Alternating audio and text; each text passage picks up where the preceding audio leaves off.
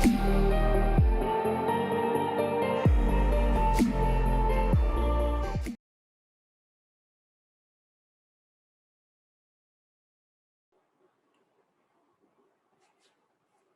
everyone who joined. Uh, Let me know if you can hear me properly. This is Ashwin. I am a food photographer. I am going to teach this basics of smartphone photography workshop to you. We will take all the questions in the end. But if you do have any questions on what I'm talking about, like if we touch on any topic and you have any, if you're not understanding anything, you can of course ask me that. You can unmute yourself and ask me. Otherwise, we can get started. Shall we get started, Tanya, or are we waiting for more participants?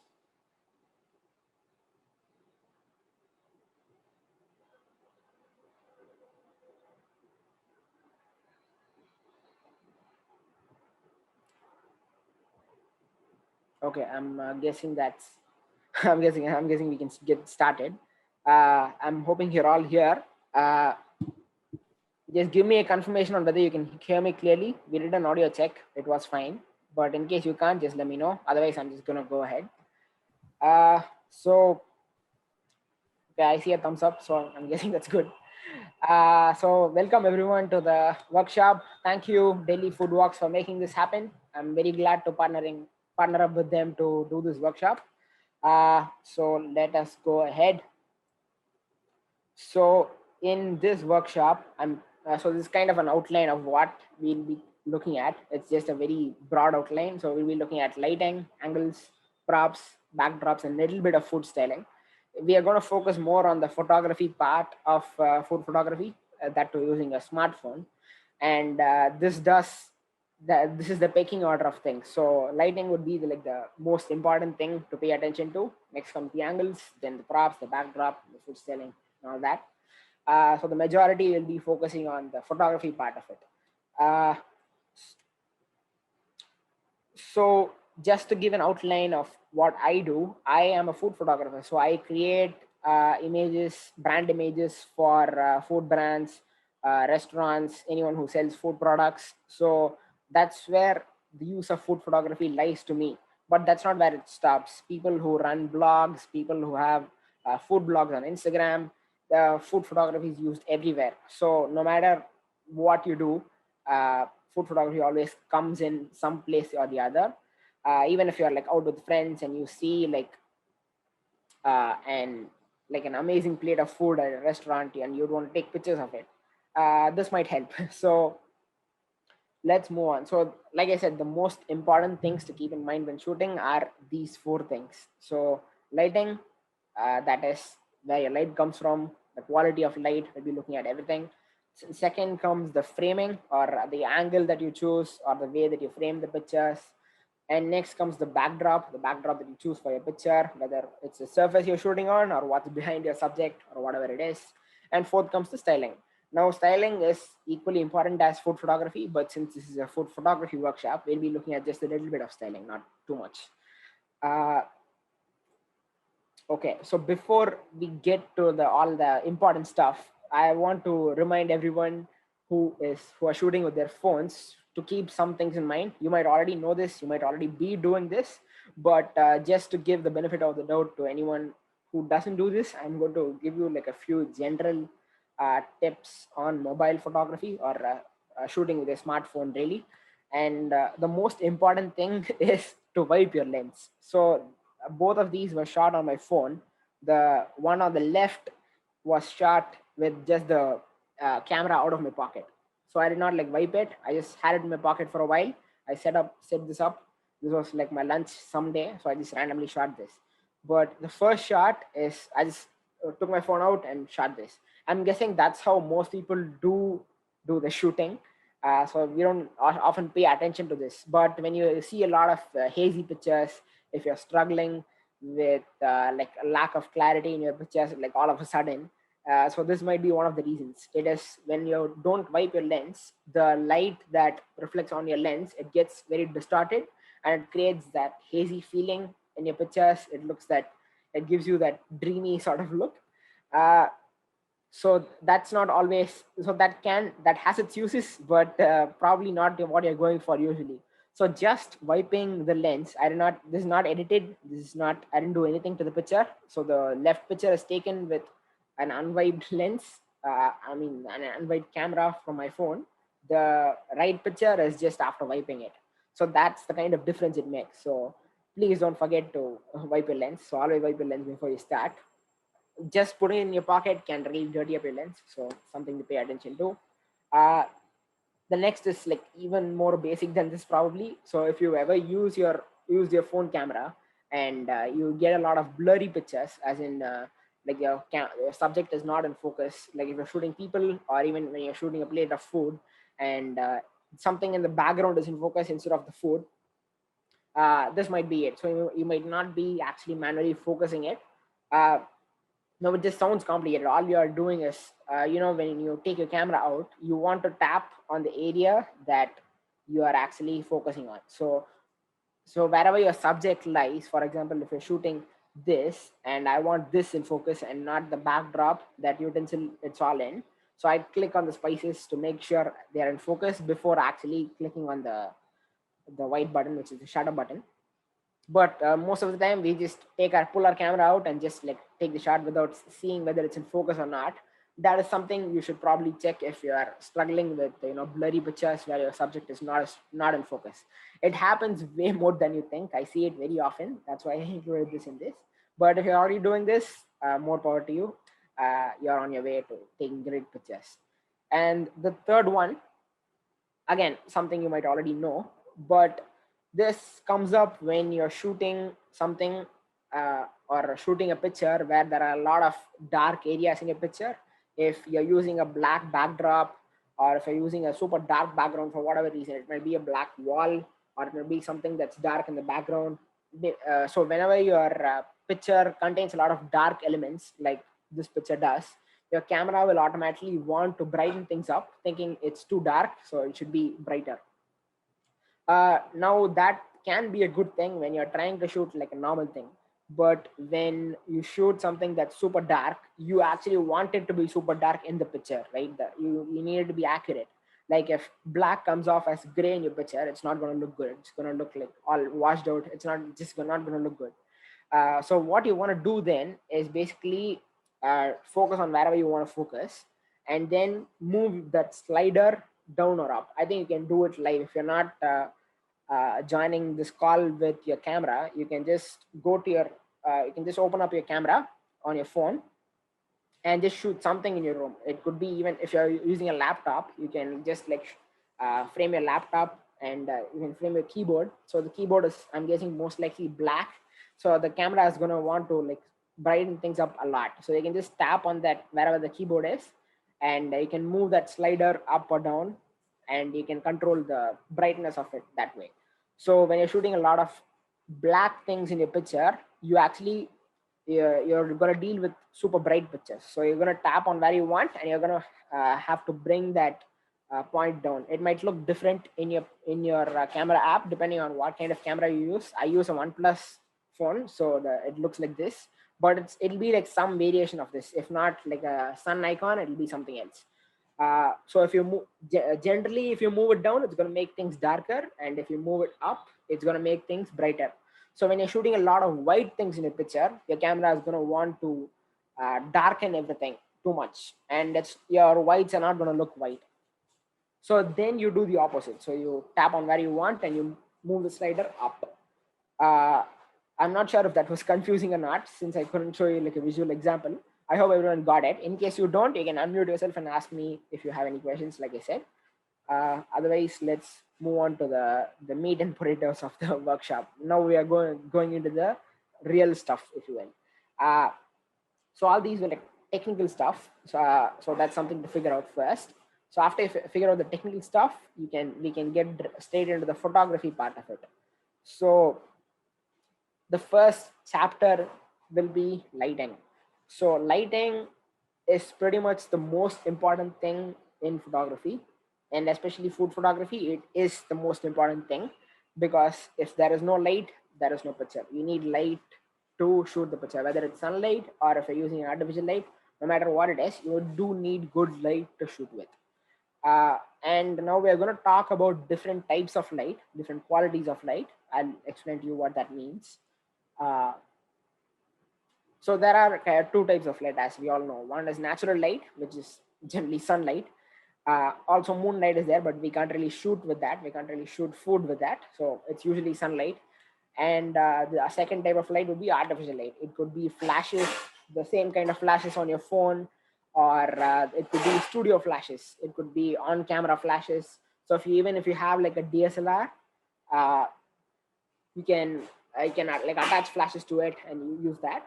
Or you can also get artificial continuous light. So I'm not talking about stuff like the tube lights or incandescent lights. Those are lights, obviously they are artificial light sources, but they are not built to be shot with. They are not built for photography. They're just built for general, general lighting.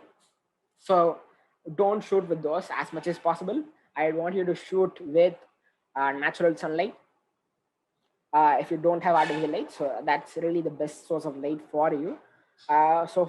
For the remainder of the workshop, we'll be looking more at sunlight over here. I mean natural light. So since it's like the easiest way to get into photography, like for one, it is free. Two, it is beautiful, and you can start with natural light and go all the way up to a professional and still continue to show the natural light. It is that good. I still have done a lot of client work, like people pay me to do this with natural light. So it is good. So there is nothing wrong with using your sunlight for your photographs, no matter what you do. Uh, so that's the basics now. So when you're shooting with sunlight, so direct sunlight is always going to be on the harsher side, because so the way light works is, the more far away your light source is, in this case the light source is the sun, the more far away it is, the sharper the light.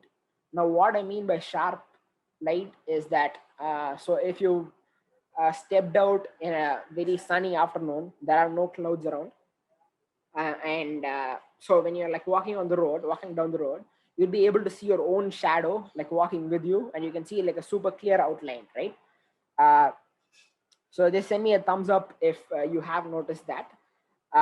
So like in 1 p.m 2 p.m, that kind of like top sun afternoon, like after 12 p.m to about around 3 p.m, it's usually like super sharp that way. uh, so the direct sunlight that way is very harsh, because the sun is so far away. Even though the sun is big, it is so far away, so it creates for harsh light or hard light. uh, but on a cloudy day, or when it's raining on an overcast day, or maybe even in the evening, so if you look out your window right now, if the sun is still out, you'd see that the light is much softer. The light, there are no like super clear shadows. So it's all like spread out, it's very pleasant. So that is what we call as soft light. And in food photography, the majority of pictures you'll see will be shot under soft light, because it is flattering to food. I mean, flattering, it flatters food. Food looks good in soft light. That's not to say hard light cannot be used in food photography, but soft light is like easier to use. And that's probably the one that you would want to use in most cases, unless you're going for a very stylistic image. And if you're starting out, soft light is what I'd recommend. And in case you are shooting with harsh light, so you have to do a shoot at 12 p.m. And like there are no clouds out. So what do you do then? So we will talk about that a little bit later. So that is the quality of light. So just to show you an example. Uh, so the picture on the left is taken with soft light. So it is like diffuse light. You can see some shadows over here, but the majority of the picture is like super well lit. There are no like harsh shadows. It's like very soft, and the highlights are soft too. Now the highlights, what I'm talking about, is basically the brightest part of your picture. So in this case, it is the background, and on the cookies, it is the where the light hits the biscuits basically. So this part is what we call the highlight. So even the highlight is very soft because it's soft light. But when we go to the right side, it is a picture shot with hard light. So in this one, the lighting is much harder. So you can see the shape of the glass super clearly. You can see the straw. You can see like the shadows of the leaves in the background and all that stuff. So this won't happen when you're shooting with soft light, because the shadows, they just get spread out so much that you can't really see the shadows that much. So this is to meant the second picture, the picture on the right, was shot for like a summer drink. So when we think of summer, we think of super hard light, like super hard shadows, like a day at the beach sort of thing. So that is the feeling that the image gives off. So that's what we were going for. But on the left, it is like a much softer picture. The cookies look much more flattering. The environment is very soft, unlike the picture on the right. So that's the difference that soft light and hard light could make in your picture. So moving on, so that is soft light and hard light. Do you guys have any questions on that so far? If you have, just unmute yourself and you can ask me. I'll give you a second while I have some water.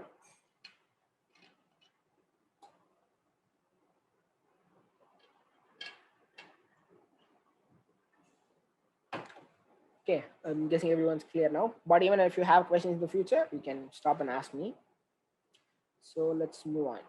So once we take care of the quality of light, which is like soft light or hard light, the next thing that would come to mind would be the angle of light. So there are three that you want to pay attention to in the realm of food photography. So the first one is side lighting, the second one is backlighting, and the third one is front lighting. So we'll talk about all three of them. So when it comes to this picture, so I've named it as side lighting. Can anyone tell me why it is called side lighting? Like how you can tell whether it's side lighting or not? Okay, I didn't notice the chats.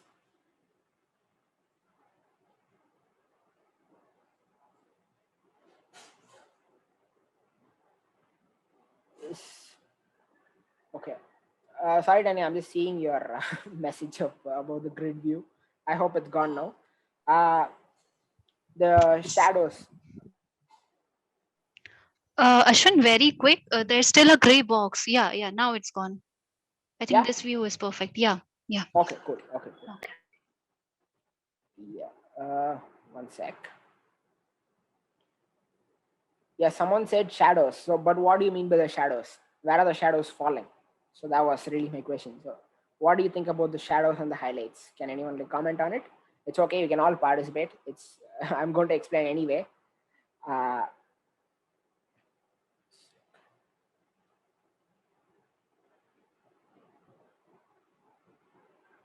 okay, the box came in again. Okay, I think that's the chat box. I'm just trying to see what's on the chat. So that's why the box came in. Sahil said the light is coming from the left side. So how can I tell that? So how you can tell that, like the person before you mentioned, is through the highlights and the shadows. So you're absolutely right. So in the picture, you can see that the highlights are on the left and there are shadows on the right. So you always whenever you use side lighting, the side that catches the highlight is the direction that the light is coming from. So I hope that's not too complicated. uh, just give me a second.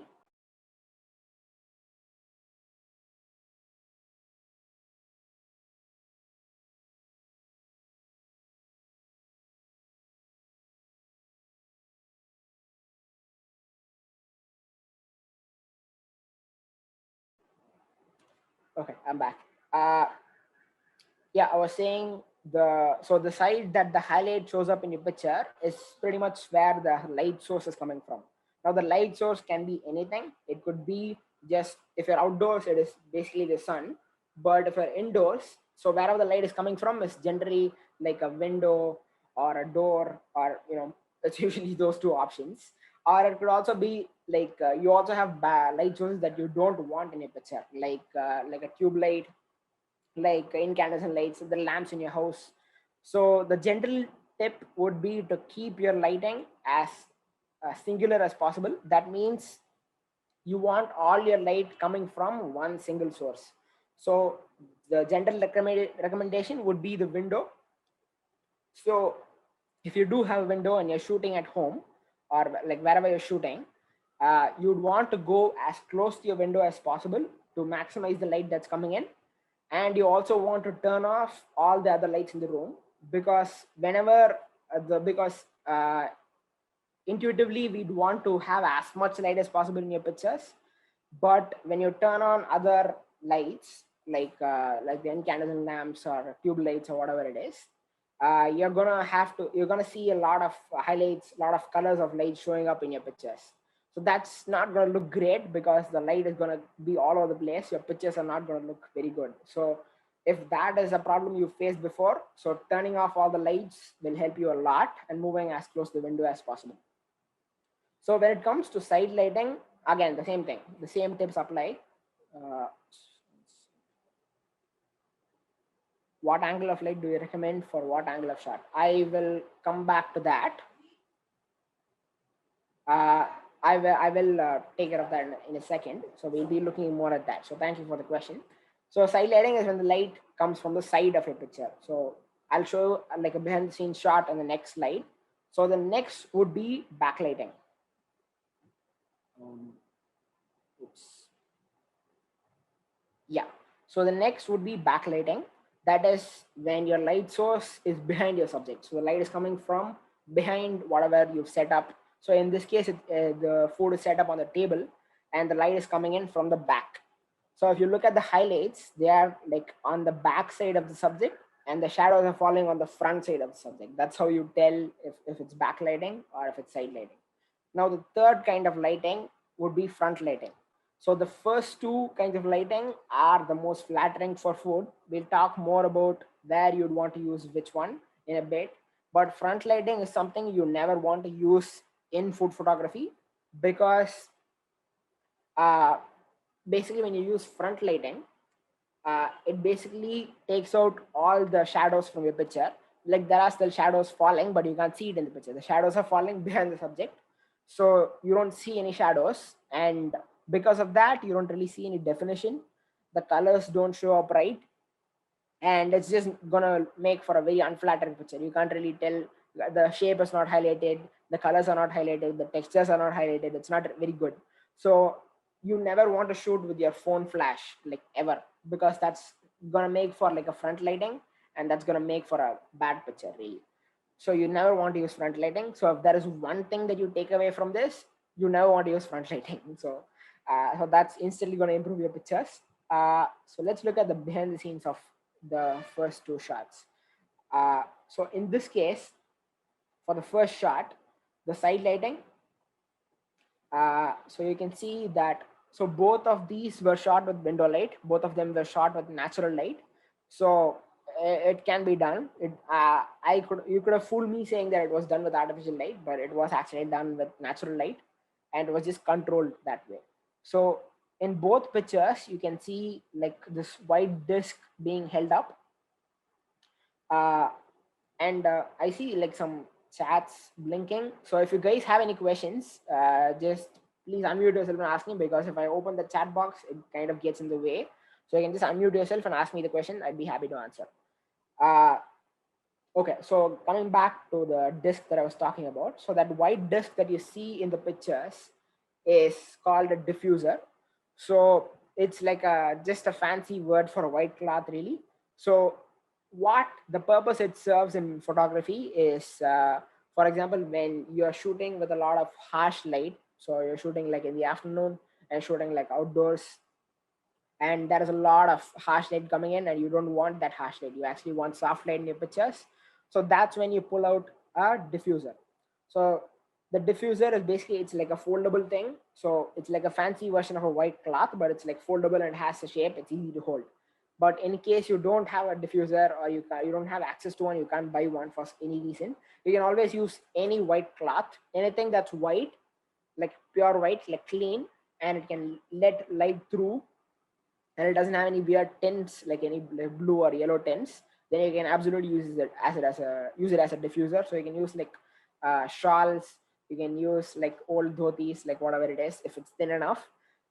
So you can always use that as a diffuser. You can like just spin it up on the window, or you can just simply buy a diffuser. It's not too expensive. It's like under $1,000, and it's like it's like an amazing investment to whoever is like taking photography seriously. So that is one thing to look at. So coming back to the lighting part of it, so this is how it was shot. So side lighting is when the light is coming in from the left side of the picture in this case. So as you can see, the window is over there, the setup is over here, the camera is over here. So the light is coming from the side of the subject, I mean the side of the angle of the camera, as well as the subject.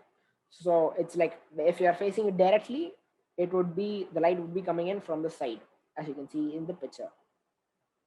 But in the other picture, in the second picture, the light is coming in from the back. So it was the exact same window. Both of these were shot for a restaurant, and they were both shot at the same exact spot. But what I changed was, I just changed the angle at which I set up the whole thing. So basically, I imagine the setup is over here. I just turned the setup from facing this side to that side. So like the opposite side of the window. So that's what made for this scene over here. So in both cases, I've used the diffuser, like I said, to like soften the light a bit. So you can see the light falling on the table over there in the back, and this one is basically blocking the light and creating like soft light. Yeah, so that made for a backlighting situation. So as to where to use which light, so I'll give you like a couple of pointers over here. But so far, do you guys have any questions on this? Like any about the diffusers or any of the lighting, side lighting or backlighting? If you do, like I said, you can unmute yourself and ask me. Otherwise, I'll just move on. Okay, so as to where to use side lighting, you want to use the side lighting works best when you want to highlight the shape of something and when you want to show the accurate colors of something. So the colors are super important to you, and you want it as true to life as possible. And you also want to highlight the shape of something really well. So in this case, you can see that, so it's because the way that the light is hitting this, so these are basically paneer rolls. So we just set it up in shot glasses. That's basically how they present it to you in that restaurant. So that's how we set it up. So you can see the shape of the rolls really clearly, and you can also see the colors of all the colors in the picture super clearly. There are some people in the waiting room, so it keeps popping up. I'm hoping that's not the box. Coming back to this, so side lighting is for colors, is for highlighting shapes of something. But so when it comes to backlighting, that is when it works best when you're shooting something that's transparent. So the light has to like pass through it. What's that? Oops, just 1 second.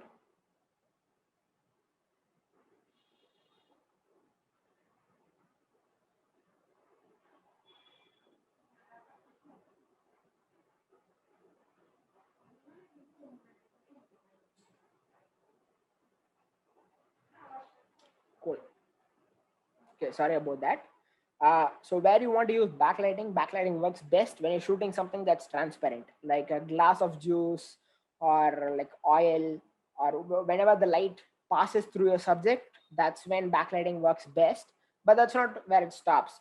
It also works really well when you want to highlight the texture of something, and also when you want to like create a lot of sparkly highlights, like in this picture. So there are highlights in the cloth in the background. There are highlights on the subject itself, which is basically jalebi, and the highlights are also forming on the whatever the background props are. Just 1 second.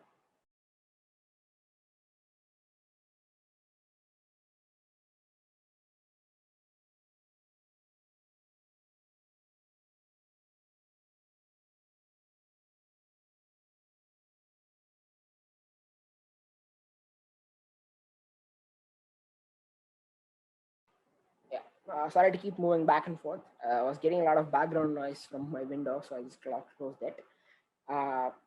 Yeah, so for just to recap, so side lighting you want to use when you want to highlight the shape of something and you want to highlight the proper colors of something. Backlighting you want to use when you want to highlight the texture of something, when you want to create highlights like this. Also when you're shooting something that's transparent. So if you're shooting something that looks its best when light passes through it, that's when you want to use backlighting. uh, so you can see a lot of examples of that. So if you go to like most food photographers feed and you look out for like drinks, they generally use backlighting for most of the shots. But when they're using a lot of props and they want to show the highlights of the glass or the shape of the glass really well, and they want to show the colors of it really well, then they go for the side lighting. So it can both can work in most situations, but when you don't know which one to use, side lighting works best. Backlighting is a little bit more out there. So I personally like to do backlighting a lot, but it's not like necessary to do it. Side lighting can always work. So and I'll talk a little bit more about the angles as well, and then I'll come back to the question that was asked. And coming to front lighting, like I said, it's the worst lighting, so just never do it. So that was not one of my pictures. I took it off of Google, so I don't even have the behind the scenes for that. So just don't use front lighting. It's not gonna work, or it might. It's never gonna look better than by backlighting or side lighting in any food pictures generally. Okay, moving on. So do you guys have any questions on this so far? Backlighting or side lighting?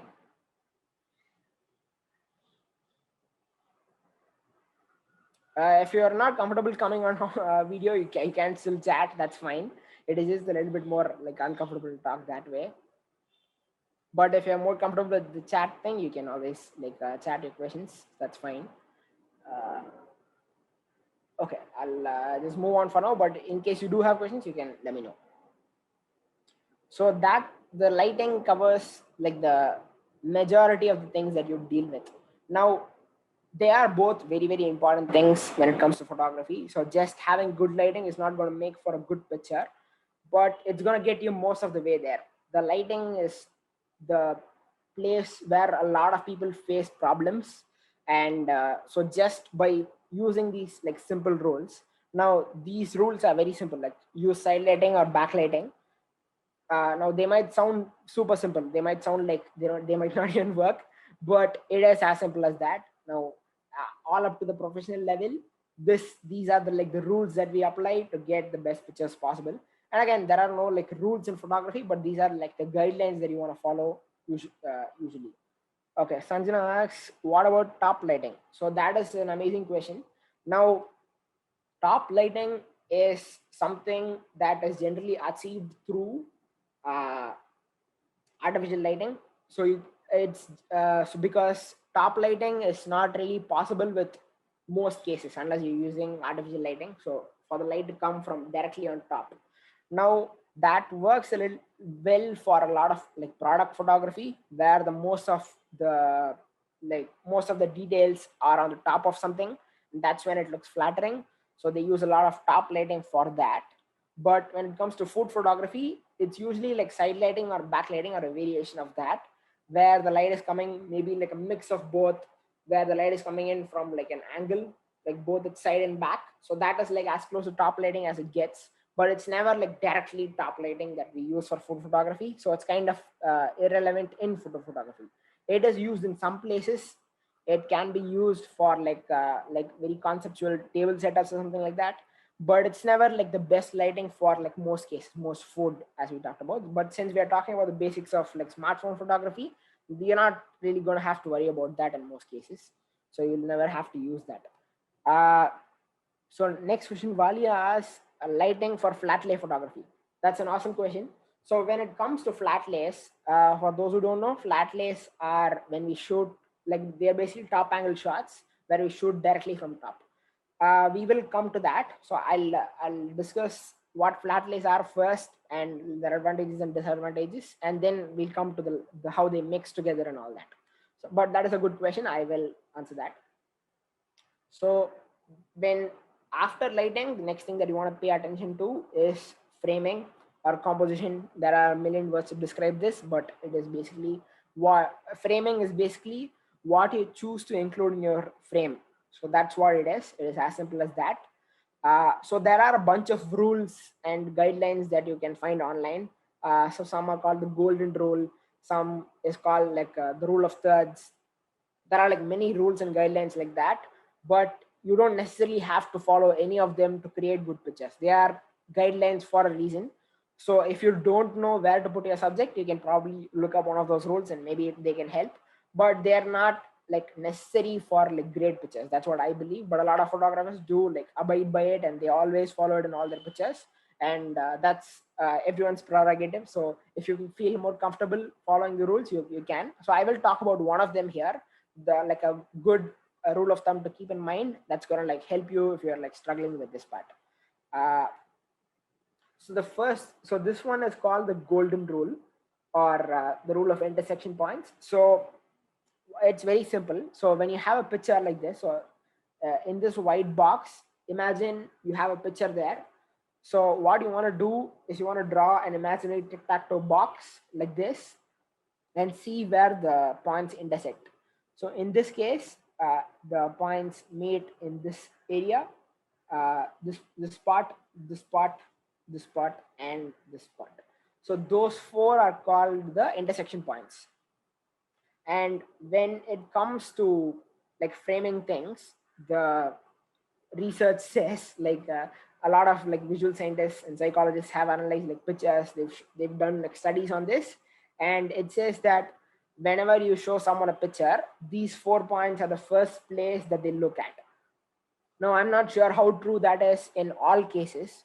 So if there are like a lot of things in your picture and you don't know where to put your subject, you can use this rule in order to like find a good spot to place them in order to make it more effective. So just to show you an example, I have this picture over here. So it goes for both horizontal pictures like this, like a landscape picture, as well as a portrait picture. So a vertical picture like this. So it goes both ways. So in a vertical picture, this is what it would look like. So I have this picture over here. So I have followed that golden rule to like frame this picture. So there are a lot of things going on. But what is the first thing that you see in the picture? Can anyone tell me?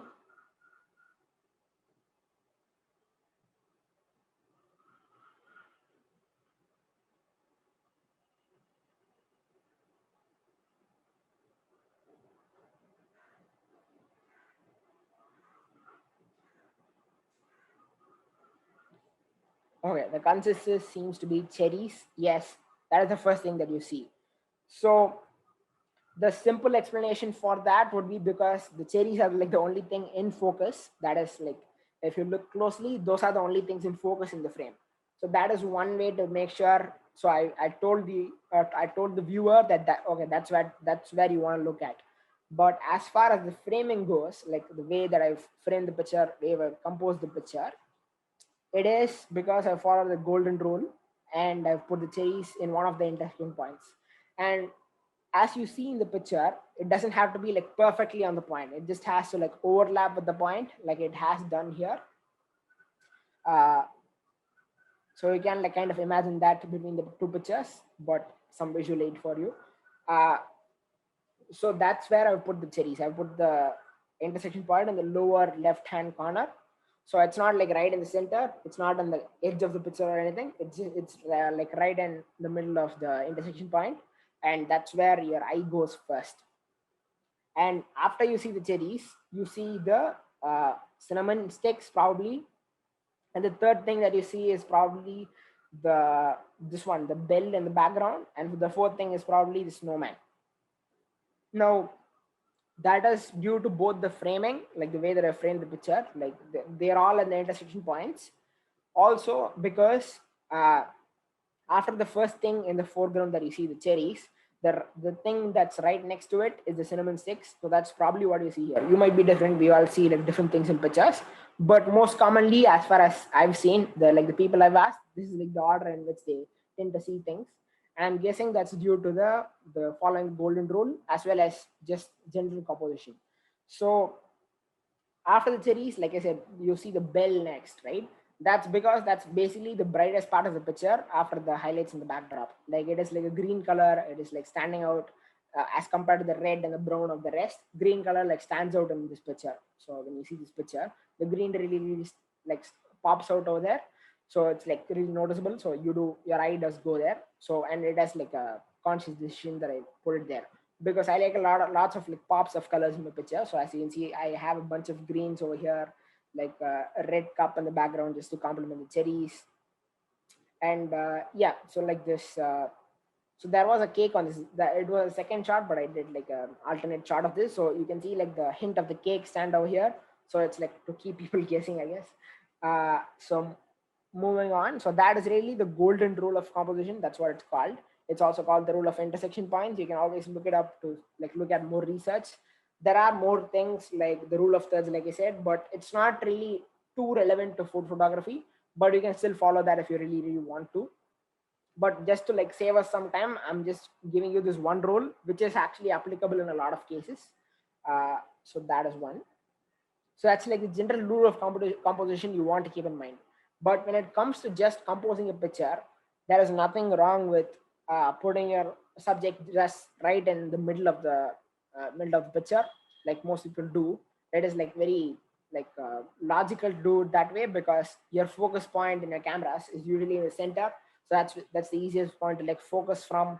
So we generally do that, and that is no problem with it. But when you're like making weird choices like putting your main subject in the corner of the picture, you would want to have a good reason for it. So if the picture is going to look better by your main subject, whatever you're shooting, staying in the middle of the picture, then there is no reason to move that. So don't get carried away by these rules or by like any like artists that you follow that do follow the rule of composition. They are probably following it for their own reasons. Like they might have an explanation for why they chose to compose it like that. So if you don't really have like a good reason or like a reason to like move your like frame things in weird ways, you don't have to do that. You can just like do it normally, and if it's still an effective picture, there is no reason to change it. The only reason to change it is when like there are a lot of things in your frame and they are like a very distracting and you can't remove any of them, so you have to keep all of them. Like in this case, there are a lot of elements in this picture, but the way I chose to compose it, it like made sure that the cherries are still on top. Like that's the first thing that you see in the picture. Like like a bunch of you did like notice that, so that's good. Uh, so that's like the general rule of composition. There are like I said, it's you don't have to follow all the rules. There is like nothing wrong with just framing it as you please, as long as you're getting the message across to your like intended audience and they are able to see what you want them to see. Your framing is perfect that way. So whenever you see like distracting elements in your picture, like if like a lot of the times I'm working with a lot of props, right? So whenever I'm framing a picture, a lot of those things do get into the picture. So part of framing is to make it's not only to choosing what to include in my picture, but it's also choosing what to not include in my picture. So if you see like distracting elements in the background, you would want to remove them as soon as possible. You don't have to keep everything in the picture. There is no reason for that. So if it's distracting, you can always like remove it. If it's distracting from your main subject, you can always remove it. But if it's complementing your subject, you can always keep it in. So moving on. Yeah, we just talked about this, so we don't have to like really read the points or anything. Yeah, so now comes the main part of the composition that I really wanted to talk about. That is choosing the right angle for your picture. So when it comes to food photography, just like lighting, there are many different lightings. Like someone mentioned top lighting. There is also like bottom lighting. So all those are lightings. They do exist, but they're not like too relevant to photography. So that's why I didn't include it. So just like how there are like backlighting and side lighting in terms of lighting, there are three main angles that you want to pay attention to when it comes to framing a picture or composing a picture, however you want to call it. So the first would be the eye level. So the eye level is basically uh, going to the eye level of your subject. So of course, food don't have eyes, but when you're shooting like portraits, eye level is what people call like when the camera is meeting the person's eye.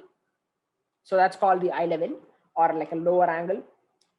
So in this case, like both of these are pretty much eye level. So I'm like almost at the same level as the subject. As in by eye, I mean my camera.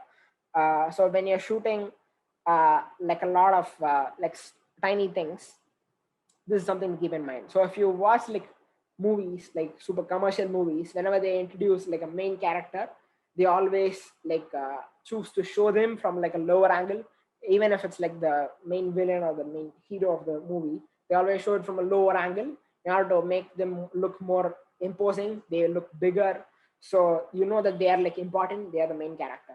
So we can always follow that for food photography as well, and especially for like tiny things. So in this case, these look like glass, like jar desserts, but these are basically like shot glasses. So once I say shot glasses, you can like figure it out that these are shot glasses. But when you see them first, they don't look tiny. They do look big in the picture because I've moved very close to them. I've also moved, like I'm shooting them from like a lower angle, so they do look bigger than they actually are. So that makes for like a more like striking picture, especially when shooting like smaller things. And when it comes to eye level, it doesn't have to be like perfectly eye level. So in this case of the cookies, if I'm like perfectly at the eye level of the cookies, then I would not be able to see what's on top of the cookies. So that's how you know you're exactly at the eye level. But I just went a little bit top than eye level, so that's perfectly fine. It still counts as eye level. That's what I describe it as. But technically, I just want to like make that clear. uh, so that's the eye level. So the the kind of pictures that eye level fits perfectly for are basically the following. So when there are food with layers, so I want you to think of a burger. So when you think of a burger, uh, what exactly are you like imagining? So just describe it to me in the chat. When you think of a burger, what exactly are you like seeing? Like immediately, what comes to mind? I'm opening the chat just to see it here, but you can still like unmute and talk if you want.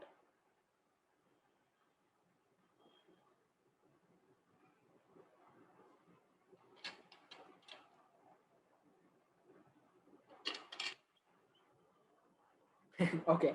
Sahil says buns, patty, veggies, lettuce, tomato, cheese, meat, lettuce. Okay. So you are describing like a lot of things to me, and some Maitreyi is like giving me recipes also, like messy sauce also. Yes, you do see all that. You're absolutely correct. But how exactly do you see them? Someone said layers. Now that is of course the point. So the what I was getting to is basically, yeah, the buns and the fillings which is visible. So how exactly are they visible? So what enables them to be visible in the picture? So if you're shooting them like totally from the top, if you shoot a burger from totally on top, you don't see anything. You can only see the bun. uh, Someone says visible focus. Yeah, correct. Thank you for the answers, I appreciate it. uh, yes, so coming to that, so how exactly do you see all of those things when you think of the burger? It is like generally in burger ads. So when they show the burger, they usually present them in the form of layers. So someone did mention eye level. Yes, absolutely. So you see the bottom bun falling, you see the lettuce or whatever falling, you see the patty falling, you see the lettuce falling, the sauce falling, and then the top bun.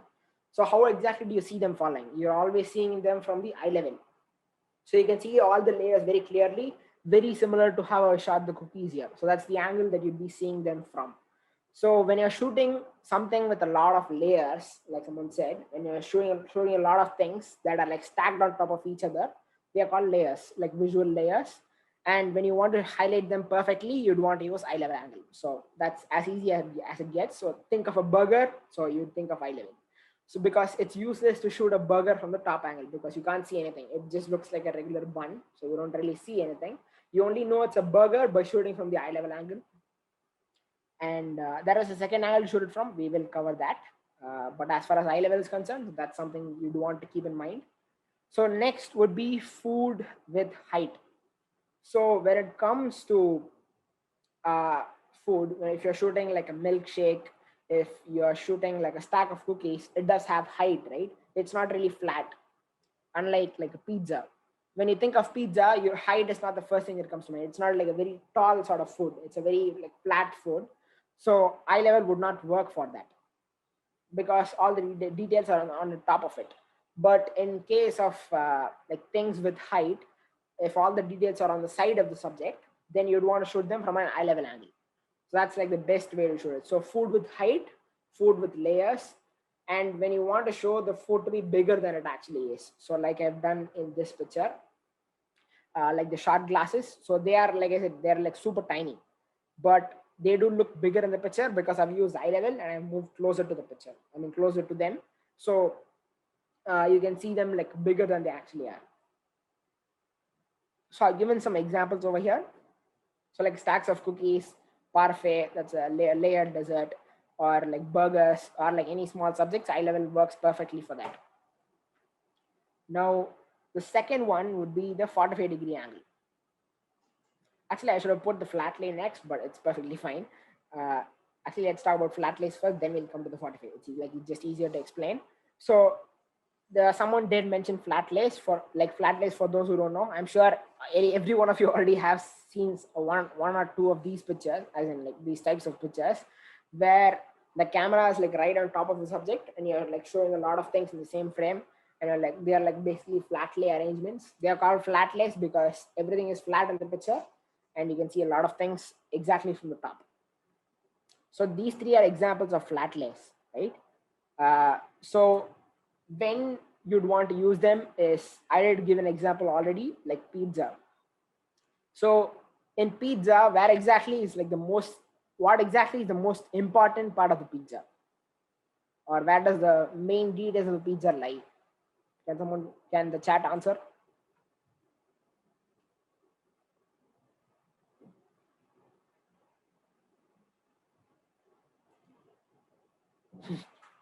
Melting cheese and toppings. Melting cheese is very, very important, but the toppings are what I was getting at. Yeah, the toppings. So how exactly do you see the toppings? If you shoot them from an eye level, like you shoot a burger, like if you shoot from the exact side of the picture, side of the pizza, you won't really be able to see any of the toppings, right? You'd want to go for a flat lay. That's like the best angle to shoot a flat lay. I mean, best angle to shoot a pizza from. And it's not just pizzas, it applies to any sort of food where the most important details, the most interesting details are on the top of the subject. For example, even cookies, like you see here. So an important part of the cookies is what kind of cookies they are. So if they are like raisin cookies, you'd want to see like all the raisins from on top of the cookies. If it's a chocolate chip cookie, you'd want to see all the chocolate chips on the cookie. If it's like like candy cookie, like in this case, like there are a bunch of M&Ms or whatever it is, they are like part of the cookie and they are seen best when like shown from top of the picture. And pizza is another example that I gave. And another reason to use flat lays is when you're shooting a lot of things, when you're showing a lot of things and you want to show all of them in focus. So when you're shooting a lot of things and you want all of them in focus and you want to, they're all like equally important, then that's when you want to use a flat lay. Because when you go for a flat lay, everything will be in focus. And this is where your phones will shine. So I just made a post yesterday. So those who don't know my profile, you can go and check it out. So I did a post comparing the same exact flat lay picture, comparing the picture taken with a smartphone as well as the picture taken with my DSLR. So like the picture that I shot for a client really. So the lighting was exactly the same. The setup was pretty much exactly the same. But the only difference is I shot one with my smartphone, or it's not really, I don't think it can be described as a smartphone anymore. It's like a 3-year-old, 4-year-old phone. So it's not even like a new phone. But when you see the pictures, they were like virtually indistinguishable. Like people couldn't, like if you see just one picture, you can't tell whether it was taken with a smartphone or a DSLR. They look pretty much exactly the same. Now, the reason for that is that all our phones come with a wide angle lens, what we call a wide angle lens, because you'd want to use your phone to take both, like when phone manufacturers build a camera, they want you to shoot a variety of things with your phone, right? So you'd want them to for both like group shots. You also want to use them for taking pictures of your food. You'd want to take like portraits of people. So a wide angle lens really covers like an angle, all the angles that you need for that. So with a wide angle lens, when most of the things are usually always in focus. So unless you move something very close to your camera, you can try that right now. If you're like doing this on a laptop, you can like just pick your phone out and open your camera and just try shooting, like move your finger very close to the camera or as close as you can as it to focus. And so you can take a picture of that. So when you take a picture like that, then all the background will be out of focus. But unless you're like shooting something that is super close to a camera, everything is going to be in focus. And that is a huge advantage when it comes to flat lays, because in flat lays you do want to show everything in focus. Usually there are like more like the portrait mode sort of flat lays. They do exist, but as far as the majority of the cases go, you'd want everything in focus, and your phones are really, really good at that. So if you're just getting into mobile photography, flat lays are like an amazing place to start, because their phones are like almost like a equal match to shooting with a DSLR. So that's like as close as it gets. So when it comes to flat lays, they are like very close competitors. So you don't really like need any extra equipment. You don't really need to like spend that much money. You can get like amazing pictures just with your phone if you're shooting flat lays. So you can start with a very simple arrangement of your lunch or something, or if you bake something, you can do that. They are like super popular for a reason, because they are like super easy to get into, and you can build a lot of confidence by like shooting amazing flat lays. Then you can of course move on to other angles, but I'm getting a little bit carried away, so let's move on. Let me see if I missed anything. Yeah, so you want to use a flat lay when most of the details of your subject are on top of the subject, like the cookies or the pizza, like I said. And when you need everything in focus, you want to use a flat lay, because whenever you use other angles, like an eye level angle or a 45-degree angle, we will come to 45-degree angle. I'll explain what that means. But when you're shooting with the other angles, something or the other is always a little bit out of focus. But when you're going with a flat lay, almost all of the things are usually in focus. So when you want everything in focus, you want to go for a flat lay, and it's a good fit for a lot for shooting a lot of elements in like a single frame. Like you're shooting a lot of cookies, like a lot of things arranged, and you're showing them all in like one frame. So the flat lay works amazing for that. And even in the second picture, there are tons of elements in this. So this was for a client work. Basically it is like a custom spice flavor that they created. So they wanted to show like all the different spices that are like in the essence. So I've shown the essence bottle, and I've also shown all the different kinds of spices. And shooting with the flat lay enabled me to do that. And I could have very simply used my phone to take the exact same picture. This was shot with a DSLR, but it'll be like it's super close shooting with a phone or a DSLR. It depends on like how I process them, but it can make for like very close results. Uh, okay. Any questions on flat lay so far?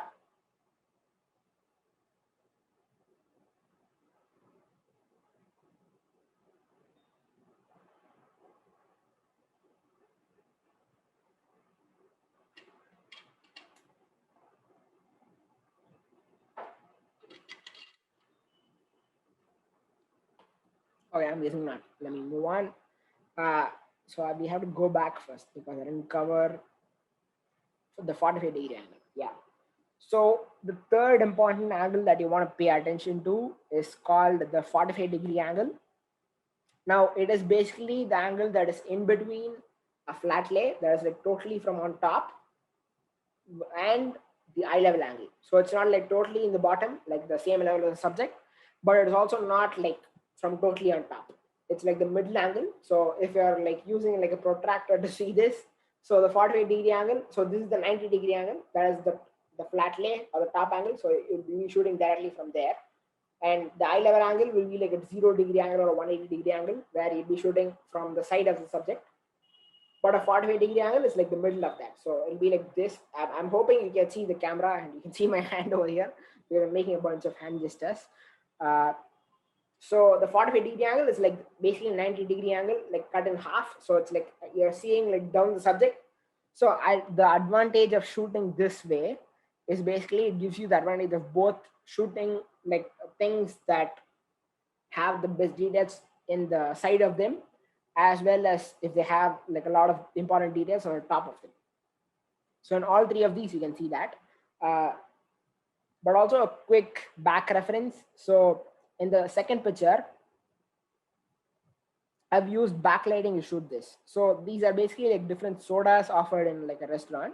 And so the way I chose to shoot them is by shooting them, like setting them up on this like wooden sort of logs. And the window behind them is basically lighting them up. So they are like kind of being lit up by that, and that's what backlighting can do to a picture. So backlighting works amazing for like a lot subjects with like transparent things in them. So the juice is basically transparent, the glass is transparent, so light can easily pass through them. So that's what I've done here. So moving back to the 45-degree angle, uh, I think the first picture is like the best example of that. So that is a blueberry cheesecake, as you can see.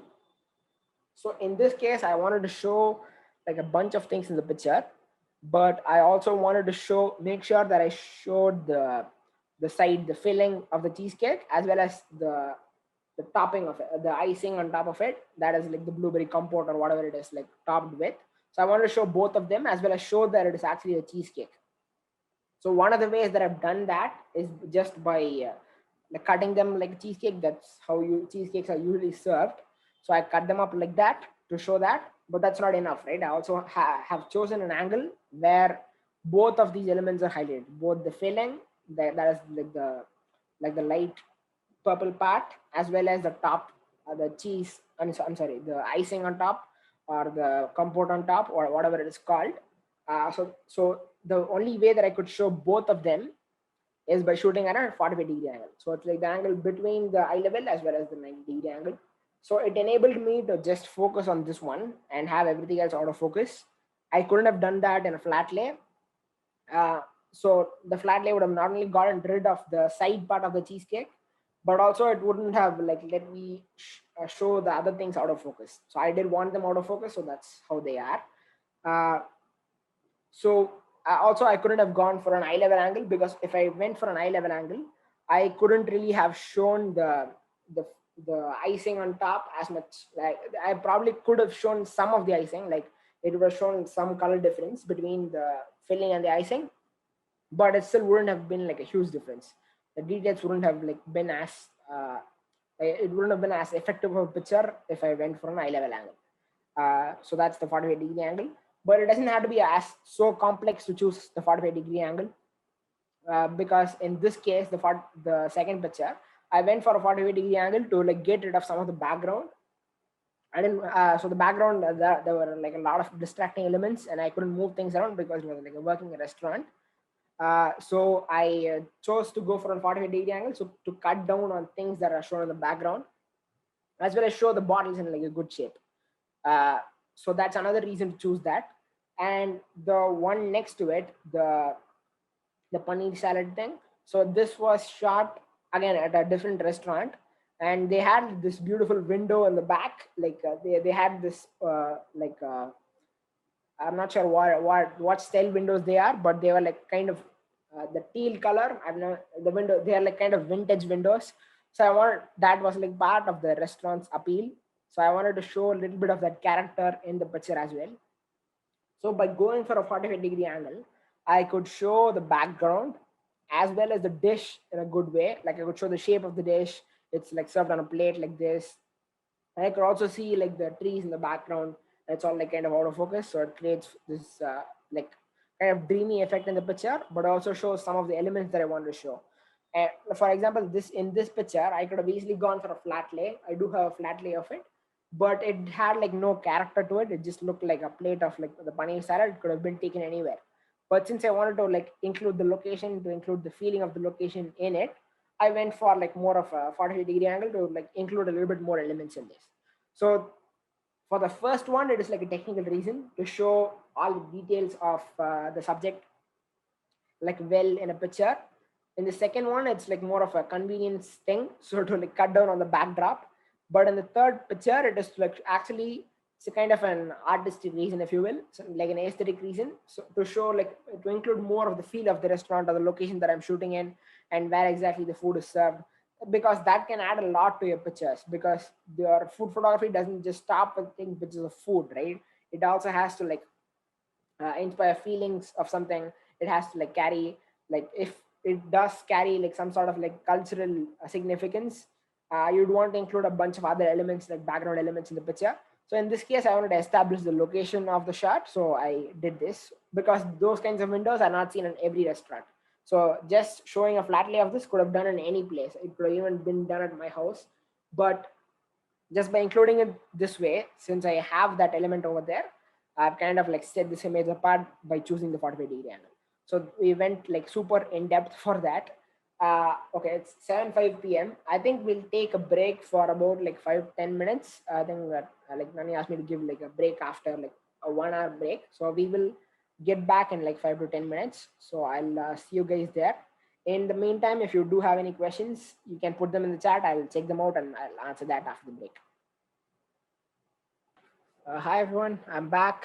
I think we can continue the workshop. I hope everyone is here. Uh, so I see a bunch of questions that came in. Jay Jadhav said, okay, I only see like one. He numbered the question, but I only see like one question. So if you have more questions, you can obviously let me know. Okay.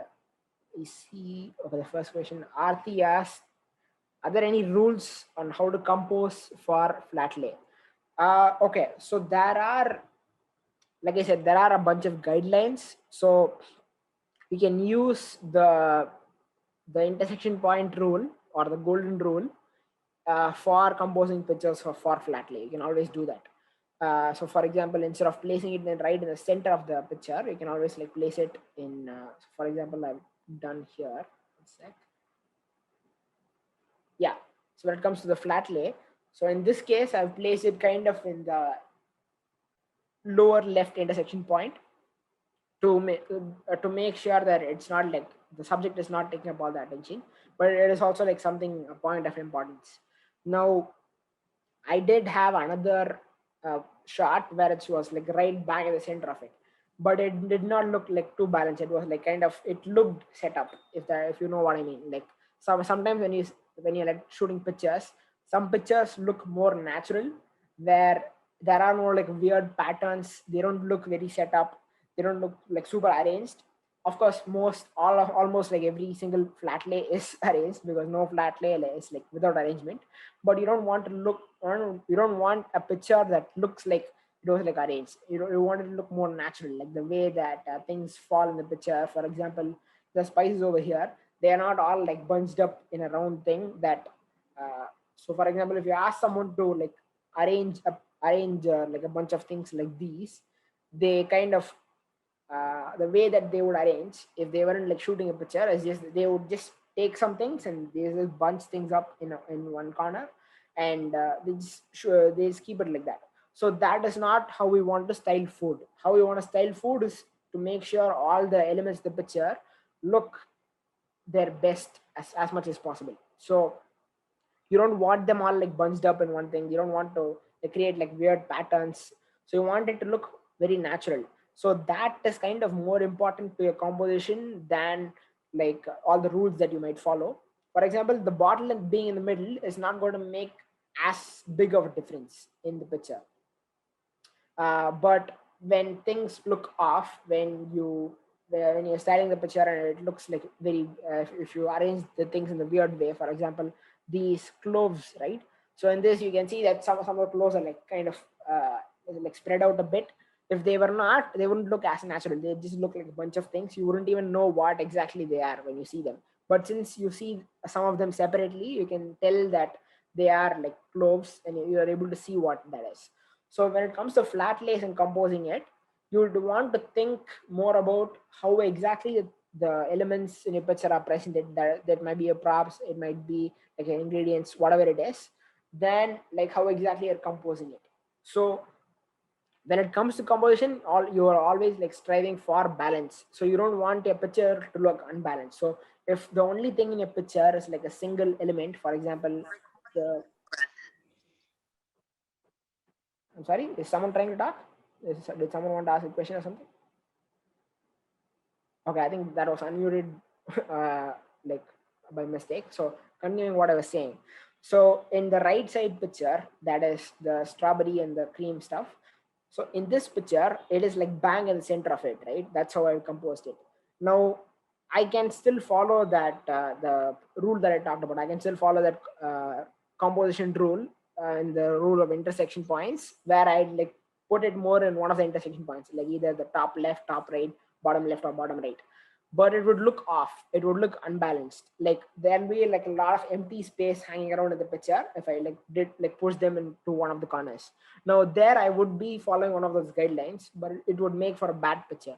So those are not always going to save you.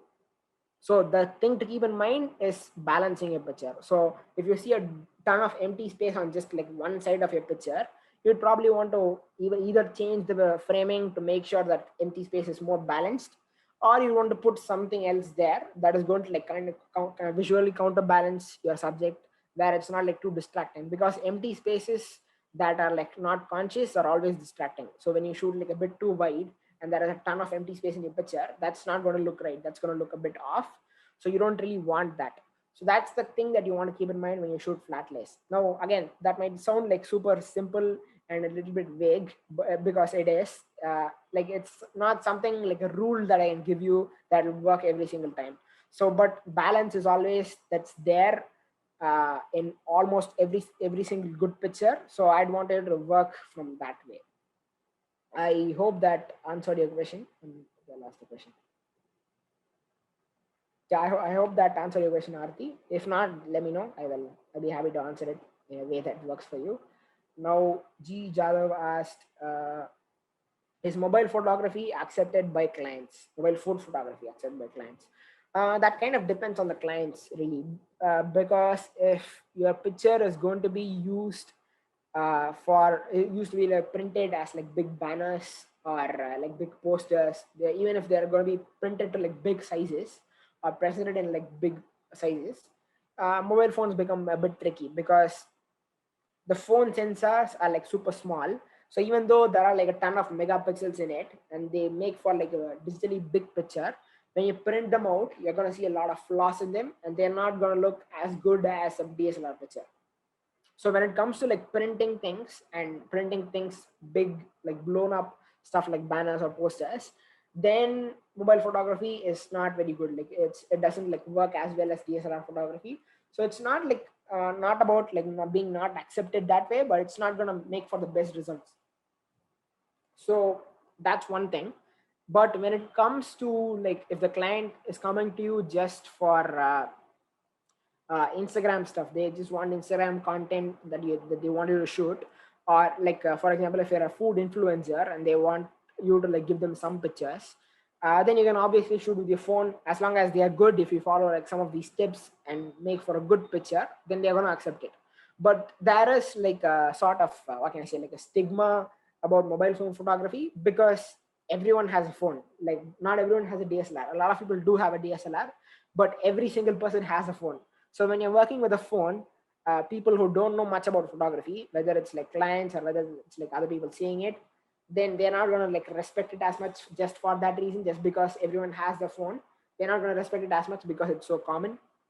But that shouldn't be a problem if you are like good at photography and if you have like a good value to offer to your clients, then it shouldn't be a problem.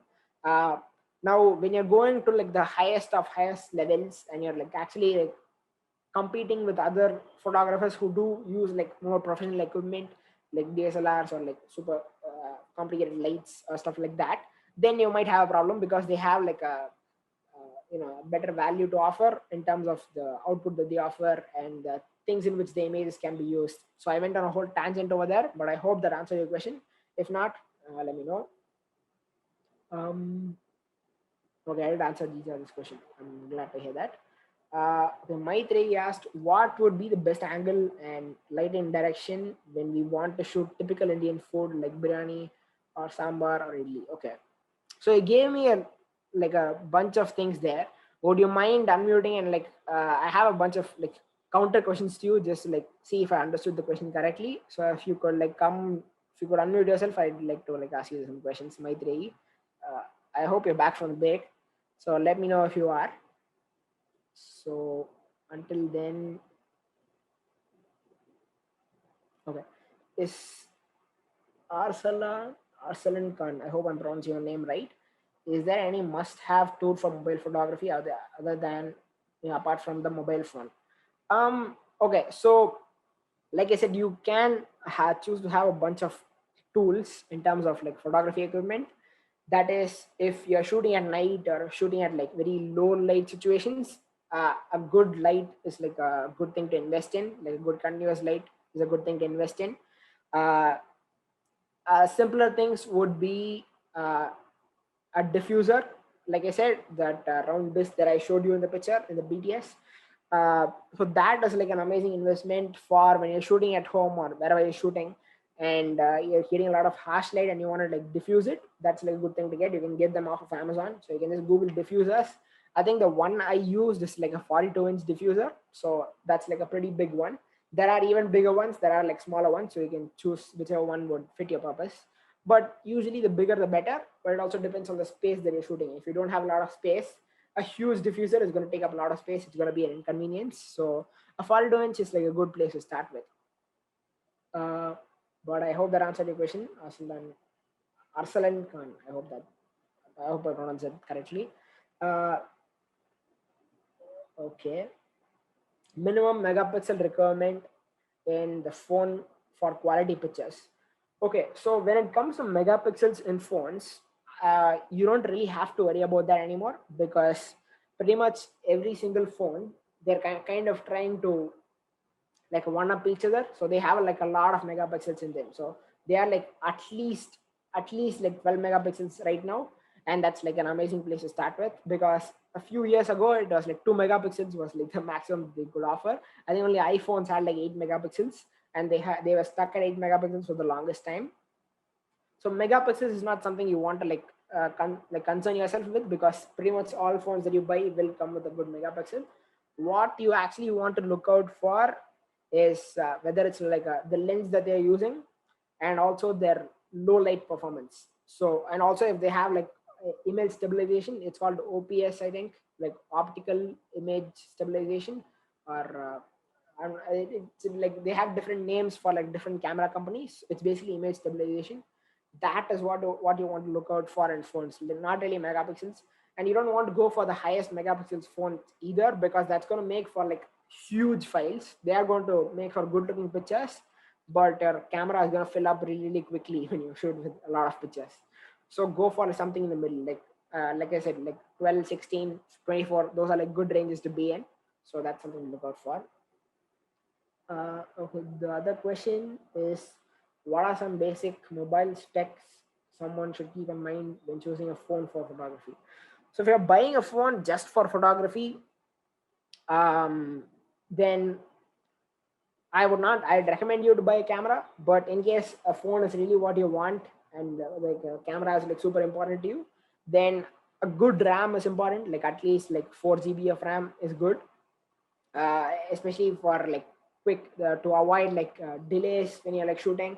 Because in like the older phones, they like older model phones, generally when you like open your camera and you click a picture, there's usually like a bit of a lag between like clicking the pictures. It's usually like an operating system thing, but in the newer models it's not a problem.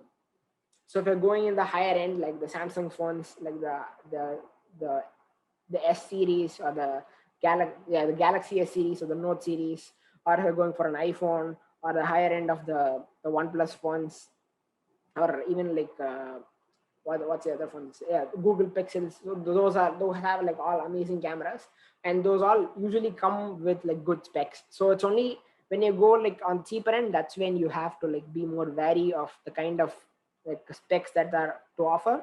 Because if you're buying a higher end phone, the specs are not something you usually have to worry about, because it's usually like spent out like 8 GB or 12 GB of RAM, like something insane like that. So but 4 GB is like what you want to look at, and like a good like camera is what you want to look at.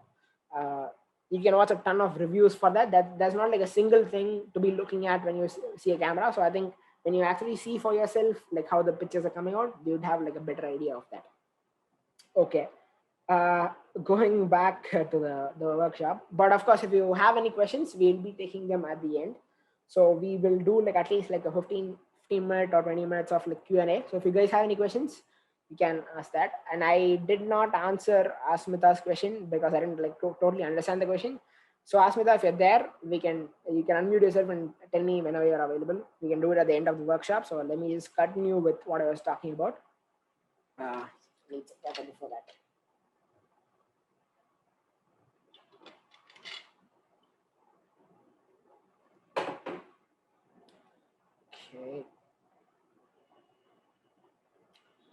Okay, just a quick recap of the angles. So there are like three angles. One is eye level, one is 45 degrees, and the third one is flat lays. Eye level, you want to be shooting when there is food with layers. Oops, it's gone crazy. Yeah, when you are shooting food with layers, food with height, or when you want to make a small subject look big, like the shot glass over here, it could be anything, or like a stack of cookies. These are actually very tiny cookies. They are not like big cookies, but they do look big in the picture because I went for a lower angle and I went closer to the subject. Um, yeah, so I gave some examples over here, like stud cookies, parfait, like anything that with layers, height, or when something is small and you want to make them look big, eye level is an amazing thing for that. And also when you want to include a bunch of the backdrop, eye level is good. 45 degree is like the most versatile angle. When you don't know which angle to go for, a 45 degree angle usually works because that's basically the angle that we look at most things. So that angle just makes sense for most people. For example, if you're sitting down to eat at a restaurant or at home, that if you're sitting at a dining table, you'll be looking at the food from a 45-degree angle. So like you'll always be looking at from the top of the food, but not like totally on top. You won't be looking at it from like a flatly angle. It's usually like a 45-degree angle. So it's just like a very natural angle to be shooting at.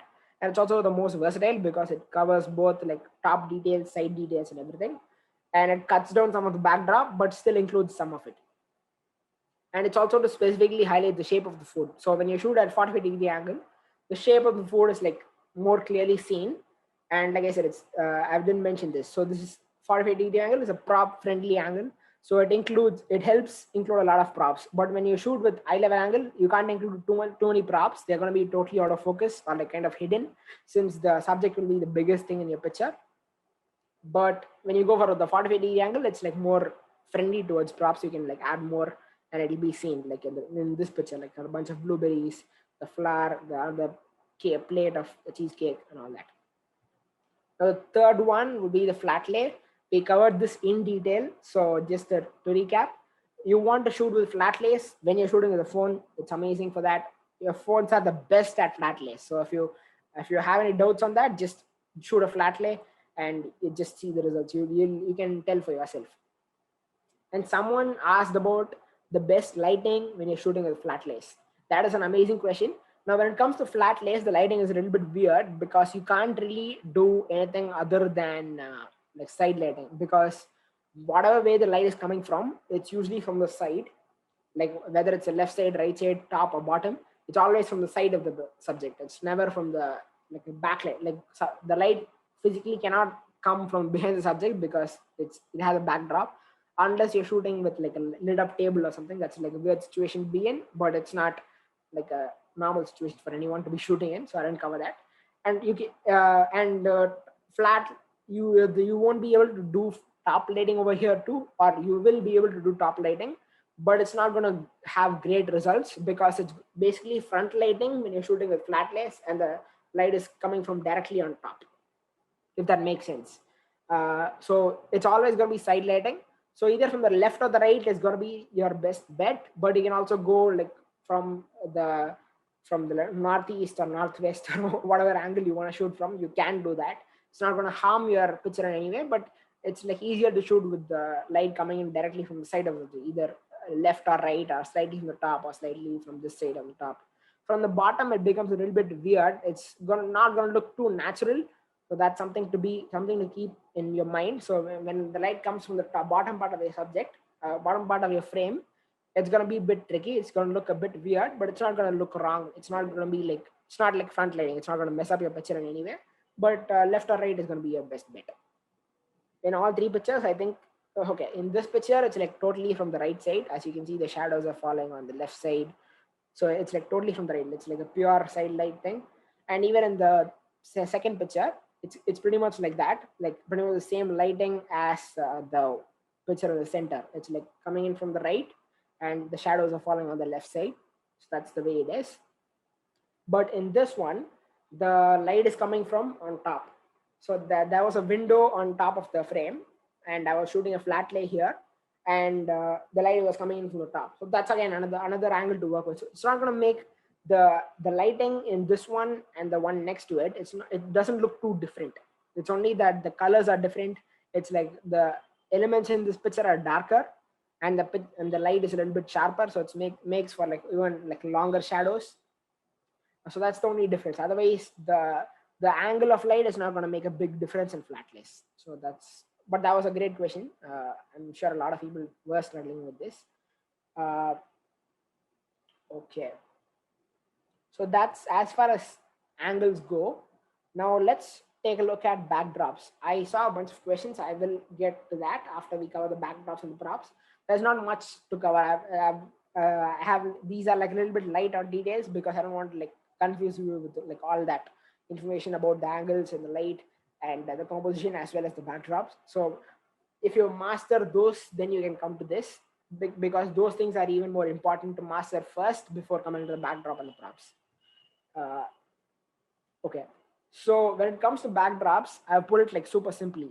There are many different types of backdrops you can use, either charts, printed textured charts, printed backdrops, painted backdrops, vinyl backdrops, uh, wooden backdrops, like you use logs, or even like cloth backdrops, even cloth texture backdrops. There are a ton of backdrops. You can use anything as a backdrop.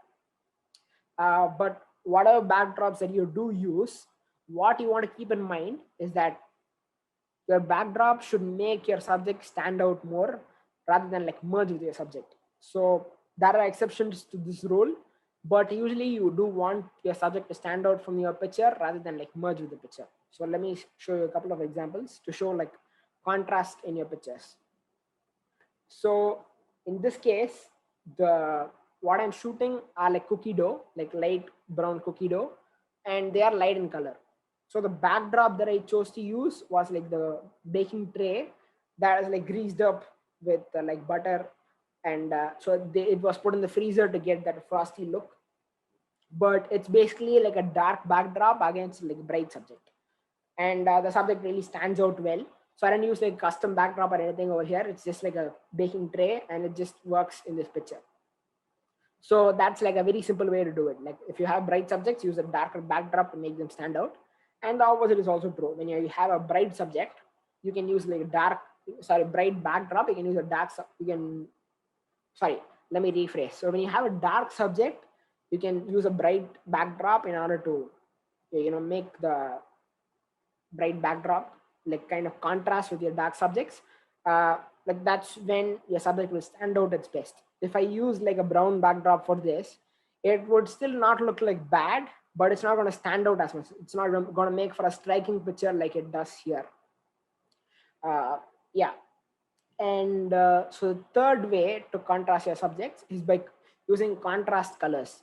Now, the main subject over here is this coffee product, and it's like a berry flavored coffee, and the color of the product is really like it's brown basically, but in terms of the packaging, that's the main subject here.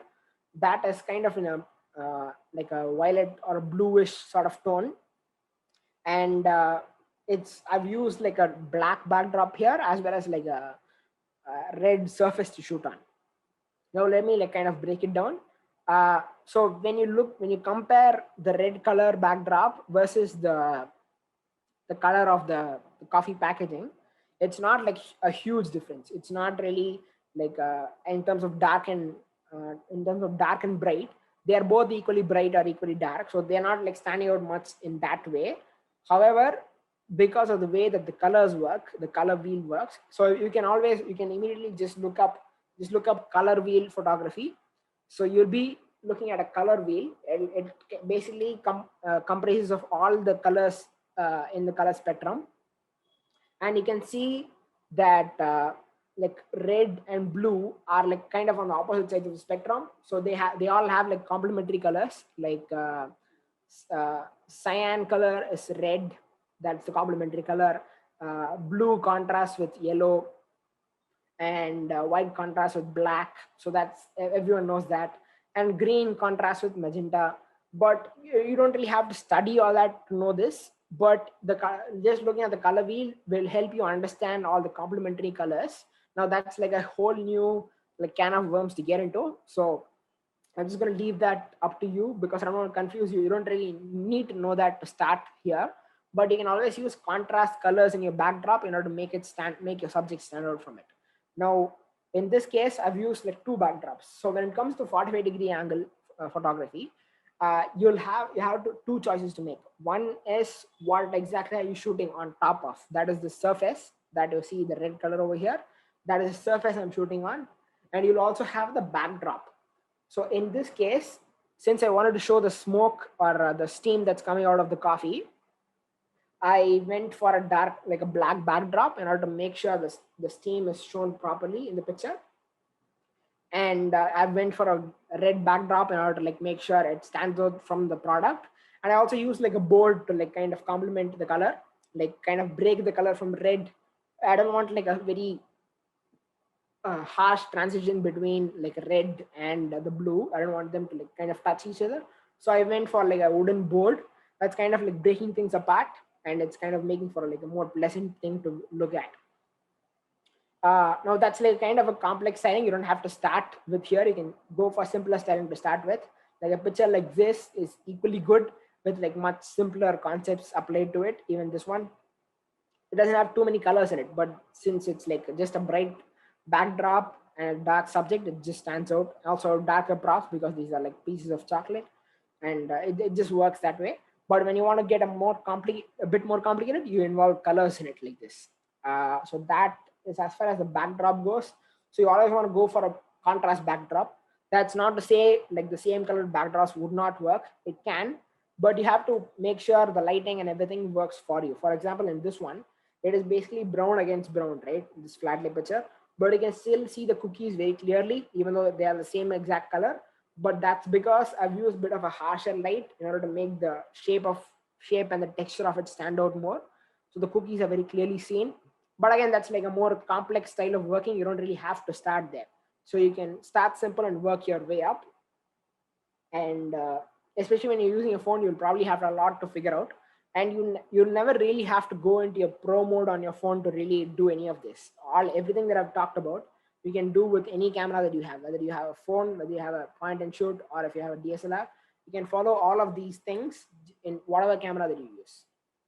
So the pro mode is really kind of not very important. That's kind of controversial opinion, because when people send you the phones like in ads and stuff, they usually show pro mode as like a very important feature, but it's really not, because most of the time when you're shooting, even people who do know how to control those things like the shutter speed, the ISO, and all that stuff, they're not going to take the time to like do that, because that's like a very, when people shoot with their phones, they want to make it simple. They don't want to like get into that complex stuff. If they want to get into that complex stuff, they can always get a DSLR to do that. And your phone is not like the best place to like play around with those settings, because it's not going to make as much of a difference, and it's not as intuitive to do it on your phone as it is on the DSLR. So the pro mode is something you can really avoid for the most part, except for the white balance. But maybe that's something you can look up, but it's not, the pro mode is not really important. So something I should have started with, but I just remembered it, so I just mentioned it here. Yeah, so coming back to the backdrop, you want to use a contrast backdrop to start with. So dark against bright, bright against dark, and contrasty colors to like work, like include a lot of colors in your picture, but also make your picture stand out more. So how about the food mode? That's a good question. No, you don't really have to use the food mode. What the food mode does is it kind of brightens up the exposure a bit. It also includes some saturation in your picture. That's not really needed. You can always do it in editing after, like when you after you shoot the picture. So it's not really not really adding anything photography speaking. You can just use your normal mode and then choose to edit the picture later. You'll have more control that way. You don't really have to change any modes to do that. So you can just shoot with your normal regular old camera and it'll be perfectly fine. All the modes are kind of like gimmicks, so they don't really do much other than like very cosmetic changes. They don't really help you make your images better in any way. It's all like just cosmetic. You can always do that later also after you shot. Okay, so this is basically, I've basically ripped this straight off from a post that I made a little bit while ago. So you can still find that on my Instagram. So if you're like super interested in food styling and a good place to get started, you can go and refer to that. but just let's just like quickly go over this. So when it comes to food styling, this is kind of like where to start more of thing. It's not very like complicated rules again, as we've seen so far. So the first, the rule of food styling is to like keep it as simple as possible. If you don't really know how to style food, if you don't know how to make it like super fancy, and you don't know like how to include a lot of different props, and you don't know how to arrange them, then the simple answer is don't do that. Because when when you try to do a lot of complicated things and you don't exactly know how to balance it, it's going to make for a worse picture. So it's always better to keep it simple. So start in a simple manner. So this is like, you might think that this is like an image that didn't require any styling, but it did. It does require some styling, because the food was arranged on the plate in the way that it was. There was the little peppers that you see on top, those were like actually arranged on purpose. It was not like this when it was initially arranged. And the little cheese shred on it, the parmesan that's shredded on it, that was also not there. It was, again, it's all part of styling. Now that is more like a discreet way to do things. It's not very over the top, it's very simple. It's just like food on a plate. There is not like too many other elements in the picture, but it does get the message across. It does show the food in a good way.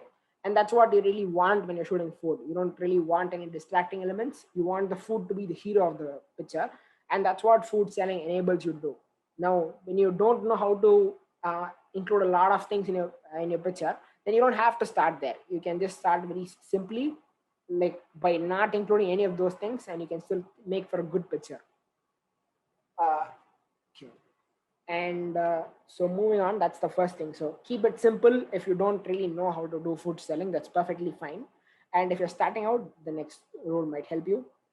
So again, it's another kind of cheating sort of rule. So again, if you're not sure how exactly to style something, and you have like a lot of empty space, so if you're not okay with empty space and you're shooting like a super wide picture, and you don't know how to exactly fill up the spots, and you don't have anything to fill up the spots, then you can just move closer to your food, and you can focus even more on the food. For example, these the paneer on like a kebab sort of thing, this didn't look very good until I like moved close to it. So I didn't so I wanted the focus to stay on the food alone. I wanted to show it as it was just served, and I wanted to make it look good. So the way that I did it is just by moving closer to the food in order to do this. Now this was taken with the DSLR and a macro lens, so it allowed me to go like super close to my food. If you're shooting with your phone, you can always zoom in a bit. So another pro tip would be, when you're shooting with your phone, like I said, you're always shooting at a wide angle lens, right? So what happens is, when you're moving super close to things get a bit distorted. So even like when you're like you can try it with a friend or someone who's in your house. So you can just open your camera app and move super close to someone's face. So it's going to look a bit funny. It's not going to look like natural. The eyes are going to be super big, and everything else is going to be super small. It's not going to look like very natural. It's not going to look like it. That's called distortion, because the things that are closer to your frame, I mean closer to your camera, they are going to show up bigger than things that are farther away from your camera. Even though if they are similar in size, they are going to look like way different when there's distortion involved. So the way that you avoid them is by just cropping it closer. um, would portrait mode work in this case? Okay, the portrait mode is uh, the simple answer is no, because the tech is not really up there yet. Because the way that the portrait mode works is, it just, when you shoot something, what it does is it just automatically cuts out your subject from your background, and it blurs everything in different manners. So it's going to look, most of the time it doesn't really look very natural. It's going to look okay for like if you're just posting on your stories or Instagram, it's going to look fine. But if you're going to post it on your blog or post it on like if you're doing it for a client, then it's not going to work as well, because portrait mode is a bit dodgy. When you pick the right angle, it's going to work. But if you're taking a shot like this, it's most likely not going to work, or not yet. It's improving every day, but it's not there yet really. So what you really want to do is, you want to take your phone and shoot at like about one, like zoom in a bit. So if you like pinch your camera like out, sorry, not pinch, the opposite of pinch, you just uh, I think you guys know like the zoom action. So if you do that, you'll kind of zoom in on your camera even before you take the picture. You can shoot at like 1.3x or 1.4x in order to avoid that distortion. It's going to make for a more straighter picture, and you can go as close to the thing as possible, as much as the focusing distance allows you to. Now, the focusing distance is what we call uh, the closest that you can get to something with the thing that is still in focus. So when it comes to your phones, the focusing distance is pretty good. So you can move as close as what is this, like about like 1 feet to your food or to whatever you're shooting. Like 1 feet is like a good distance to be in, and then you can zoom in a bit in order to like avoid that distortion. The edges will look weird, but when you zoom in, that's going to go away. So it's going to look much better. So shoot at like 1.2x, 1.3x. Even when you're shooting flat lays, that's like a good thing to do.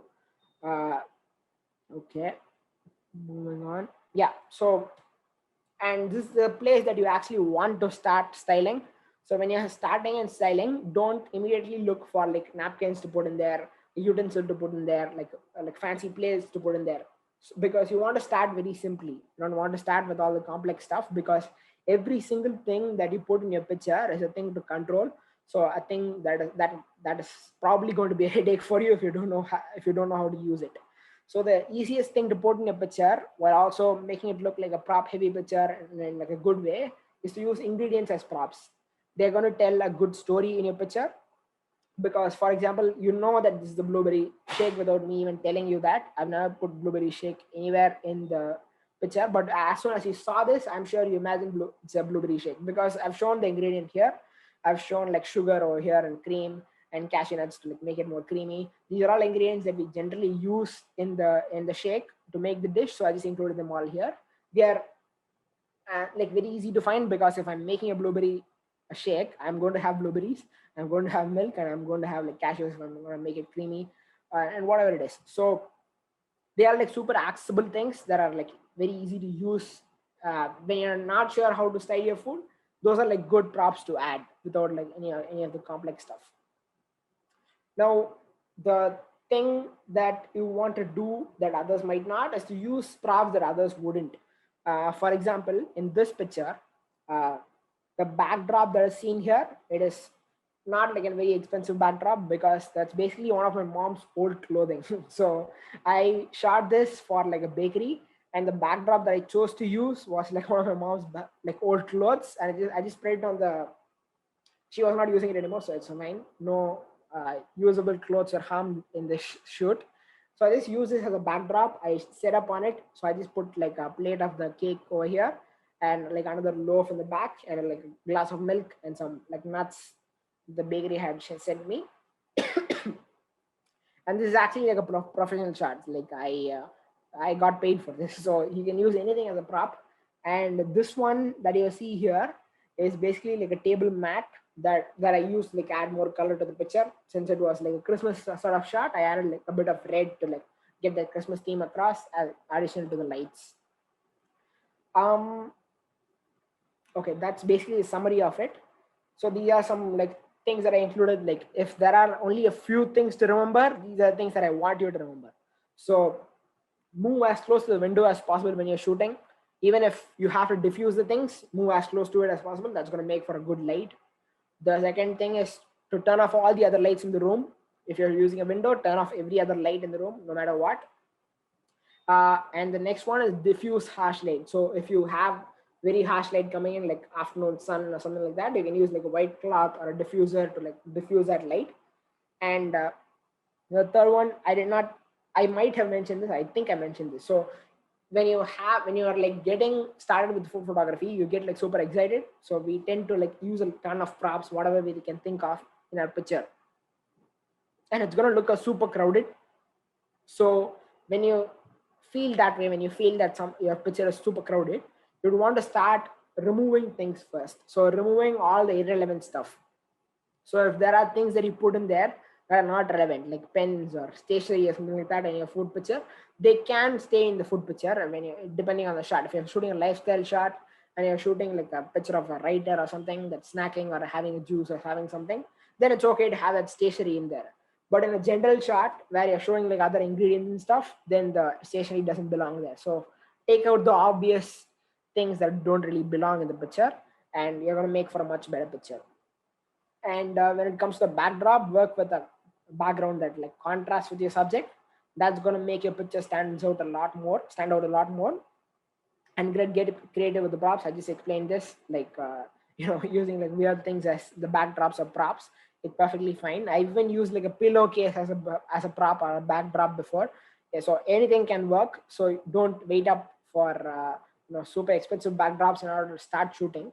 And I have a bunch of recommendations for you guys, so I will do that in a bit. So pick the angle based on the food. So whenever you're shooting anything, the first thing that you want to keep in mind is the lighting. So how exactly do I want to light this? Is it like backlighting or is it side lighting? Which way do I want to light this? That should be the first thing to consider. The second thing to consider is which angle does the food look its best in. So if it's a food with a lot of layers, it's an eye level angle. If it's a food with a lot of details on top of it, it's a flat lay. If it has both of those, or you don't know which one to pick, you can always go for the 45-degree angle. So you have to pick the angle based on the food. So because different food is going to look better in different angles. We already discussed that. And that is about it on my end. So if you guys have any questions, we can take them for another 10-15 minutes, depending on the question that you have. So I'll get to the older questions now, if I haven't done it yet.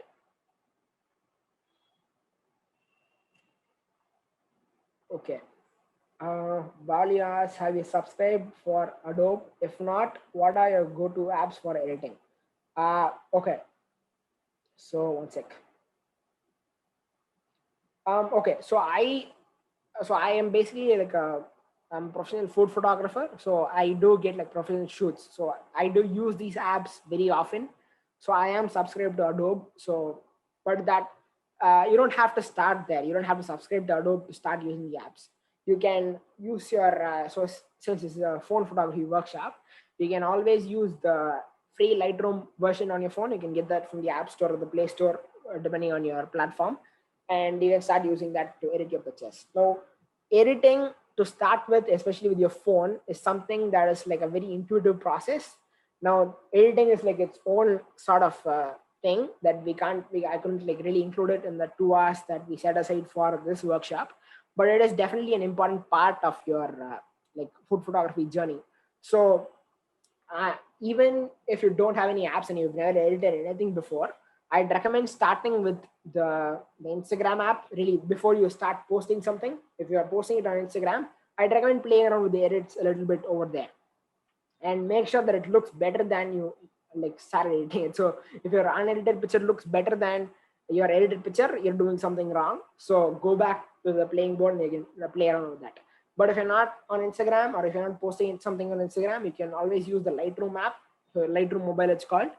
And you can also go for Snapseed. That's by a Google app. You can always use that. So those are both amazing options to start with.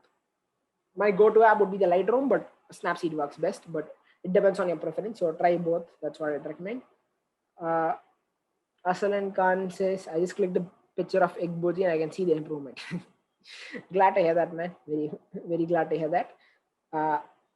Okay, we're taking questions for another 10 minutes. So if you guys have any questions, you can unmute yourself and ask me. It's a bit difficult to read from the chat, really. So I prefer that. But if you don't want to talk, you can do a chat anyway. Okay, I'm not sure who asked this. It just says, just says iPhone. So what's your mantra for choosing props? That's a great question. So I covered a little bit when I was talking about the backdrops and props. So the mantra for choosing props is to make sure it is the most relevant things that you can include in your picture. So so when we are looking for props, we always we entertain everything as props, right? Like whatever you see can be a prop. It can be a prop, and there is a way to make most things work in your pictures. But the trick is to choose just the super relevant ones. For example, if you're shooting, let's say let's take an example of something that I already showed you. Like if you're shooting a cheesecake, then what are things that come to mind to you, like cream cheese, like the crackers that you use as the base, or like sugar, or if you're doing a blueberry cheesecake, blueberries, whatever fruits that you use. Let's see what else, like butter or something. So it could be anything. It could be an ingredient like that, or it could be like a glass of milk, because a lot of people do like eat their cheesecakes with milk, or it could be like other desserts. It could be like a table sort of setup, so like a bunch of napkins, like table runners, like utensils, cutlery, crockery, and all that. So all that are like possible props, but you don't want to include every single one that you can think of. You want to look at what's the most relevant thing. That's the first thing to look at. And two is what's going to make the picture better. That's usually things with like different sort of textures and contrasting elements. So if I'm, for example, in a cheesecake, that cheesecakes are usually yellow color, and if they are like topped with so they are like very plain looking food, right? So you want to add like toppings or like icings that are of different colors. So if you're using toppings like fruits, you can always use like blueberries, strawberry, or something like that. Or if you're using icing, you can use like a different colored icing, like a red colored, not icing, like blueberry compote, or some berry compote, or a fruit compote. You can use anything that's a different color than the cheesecake, that's going to contrast with it. So it's relevancy as well as the aesthetic. So whatever is going to add more color to the picture, whatever is going to add more texture to the picture, or whatever is like most relevant. So those are the things to keep in mind. That's really the mantra, if you want to keep it that way. Okay, Jugaad solutions for diffusing light at home. Okay, that I touched upon this when talking about diffusers. I think the easiest thing to do would be to get a diffuser. If you have like $1,000 to spend on this, you can. That's like the best option, because it's like super easy to use. Because you can easily hold it up. You don't need another person to hold it, and you can just start shooting. But the Jugaad solutions would be any white cloth would work, man. It could be like it could be a white cloth. It could be parchment paper, or even like very thin sheets of paper, or butter papers. Like if you have like huge charts of that, you can use that. So anything that is white, anything that's translucent, that let light in, it's gonna make for a great diffuser. If you have like windows that are like frosted windows, you can even use those as diffusers. If you close the window and it's frosted and light does come through it, it's gonna work. As long as there are no weird designs or colors on it, it's gonna work. Okay, so how do you avoid reflections from surfaces like steel plates, spoons while shooting? That's another amazing question, but it's like a bit of a complicated thing to do, because there are a few different ways to do it. So the first way would be to place them in a way where they are going to catch all the highlights that are falling on them. So if you like kind of make them point at a direction where the light is coming from. So if you're doing like a side lighting or a backlighting sort of thing, or no, let's go for side lighting. So if you're doing a side lighting sort of thing and the light is coming in from the right side, if you make the cutlery stand a little bit like tilted to the right, it's going to catch more highlights. It's going to look a lot better that way than like just placing them flatly. So you might like just use a napkin to like prop them up to make them slant to the side to catch more highlights. That's one way to do it. Two is use a diffuser. So while using a diffuser, it not only diffuses the light, but it also makes for like its own light source. So what you're doing with the diffuser is by you're creating basically a bigger light source that is like closer to your subject. So do you remember initially in the workshop that I talked about, if the light is farther away from the subject, it's going to make for like harder light, right? So when the opposite is also true, when it's close to your subject, it's going to make for a softer light. So the diffuser is basically creating a huge light source in front of your subject. So it's like right next to your subject, and it's going to like fill up all the different weird reflections. So when it's so close, the reflections come from the light reflecting on top of your the surface of whatever you're using, whether it's steel plates or spoons while shooting, uh, or even if you're using glasses, that happens. But when you use a diffuser, you're kind of blocking out all the different light sources, like everything that's reflecting out of the room, and the only thing that's reflecting on top of the cutlery or crockery or whatever you're shooting is the diffuser. So they're just going to look white. It's going to look much cleaner. You're not avoiding reflections that way, but you're just making it a lot cleaner and smoother. I hope that helped, Ajay. Okay, so we have 5 more minutes. So if you guys have any questions, you can unmute or you can do the chat thing.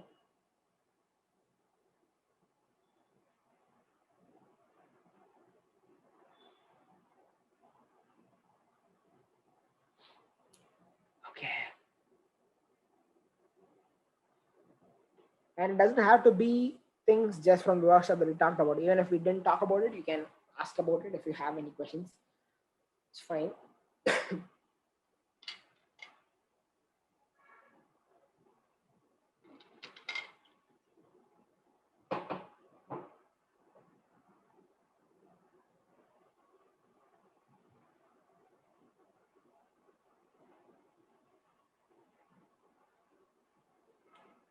Okay.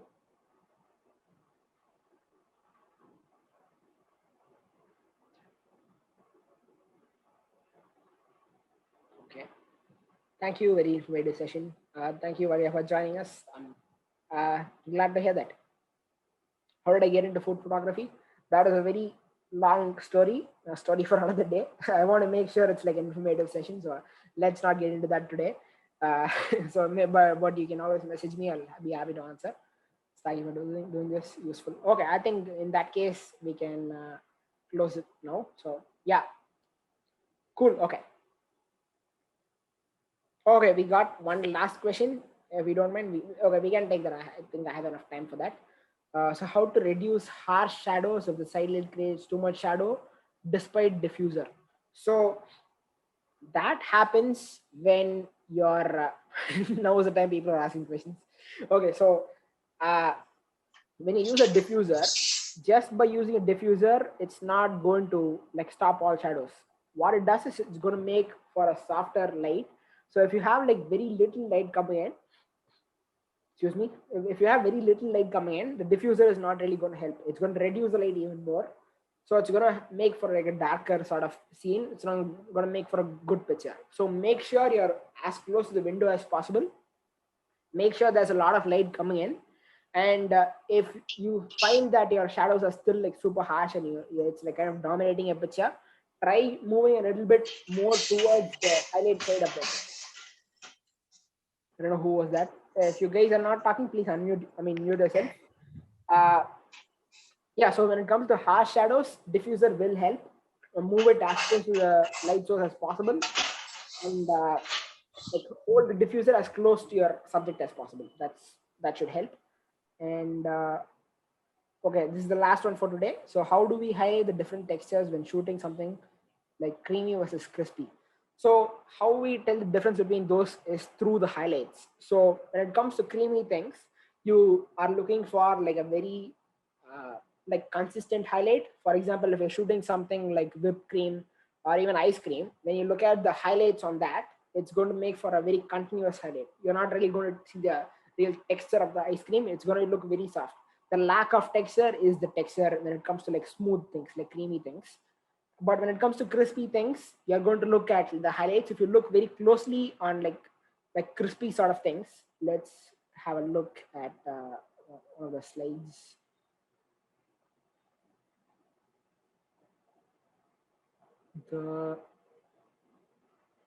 I think the very first picture that we saw, yeah. So in this one, so if you zoom into this jalebi, okay, I don't think I can with zoom. I'm not sure how to. But if you zoom into that, the picture is on my Instagram, so you can do that, or like any real things that you consider crispy, you can do that. So if you like zoom into them, you can see that the highlights are not like very continuous. There are like spots of highlights in there. So when you go for like a bit of a harsher light or like a slightly sharper light, then you're going to see a lot more of that crispy things over there. But when it comes to creamy textures, they are like more continuous. I'm not sure if that made sense to to you, but that's really the best way I can explain it. So when it comes to crispy things, where whenever you use backlight, it kind of takes care of it for you, because when you're shooting like soft, like creamy things, backlight is going to highlight that continuous highlight for you. And when it comes to crispy things, backlight is going to do the same for the crispy things as well, but it's going to show up in different ways. The crispy things, the highlight is going to be less continuous. When it comes to creamy things, the highlight is going to be much more continuous. You're going to see a very clear shape of the highlight over there. I hope that helped. I think, okay, good. It did help. But in case you do have questions, you can always like DM me. I'll get to it as soon as I can. But Tanya, I think you can take over now. I'm done for the day. So thank you, everyone. Thank you so much, Ashwin, for the wonderful workshop. And I was there, I was listening to everything which you said. And thank you, everyone, for joining in the wonderful initiative that Delhi Food Walks have taken. So, thank you so much to everyone on behalf of DFW. And thank you, Ashwin. Thanks to you for doing this for us and taking out your precious time. Yes, Thank thank you you so for having much. me. Yes, So, we are thanks everyone having a for joining. last workshop next week, and I hope to see some of you. And till then, just keep having good shots, and you can DM Ashwin as he said that if you will have any problem. Yes. Great. Thank you Thank guys. you, guys. Thank you so much. Yeah. See you. Bye. Bye.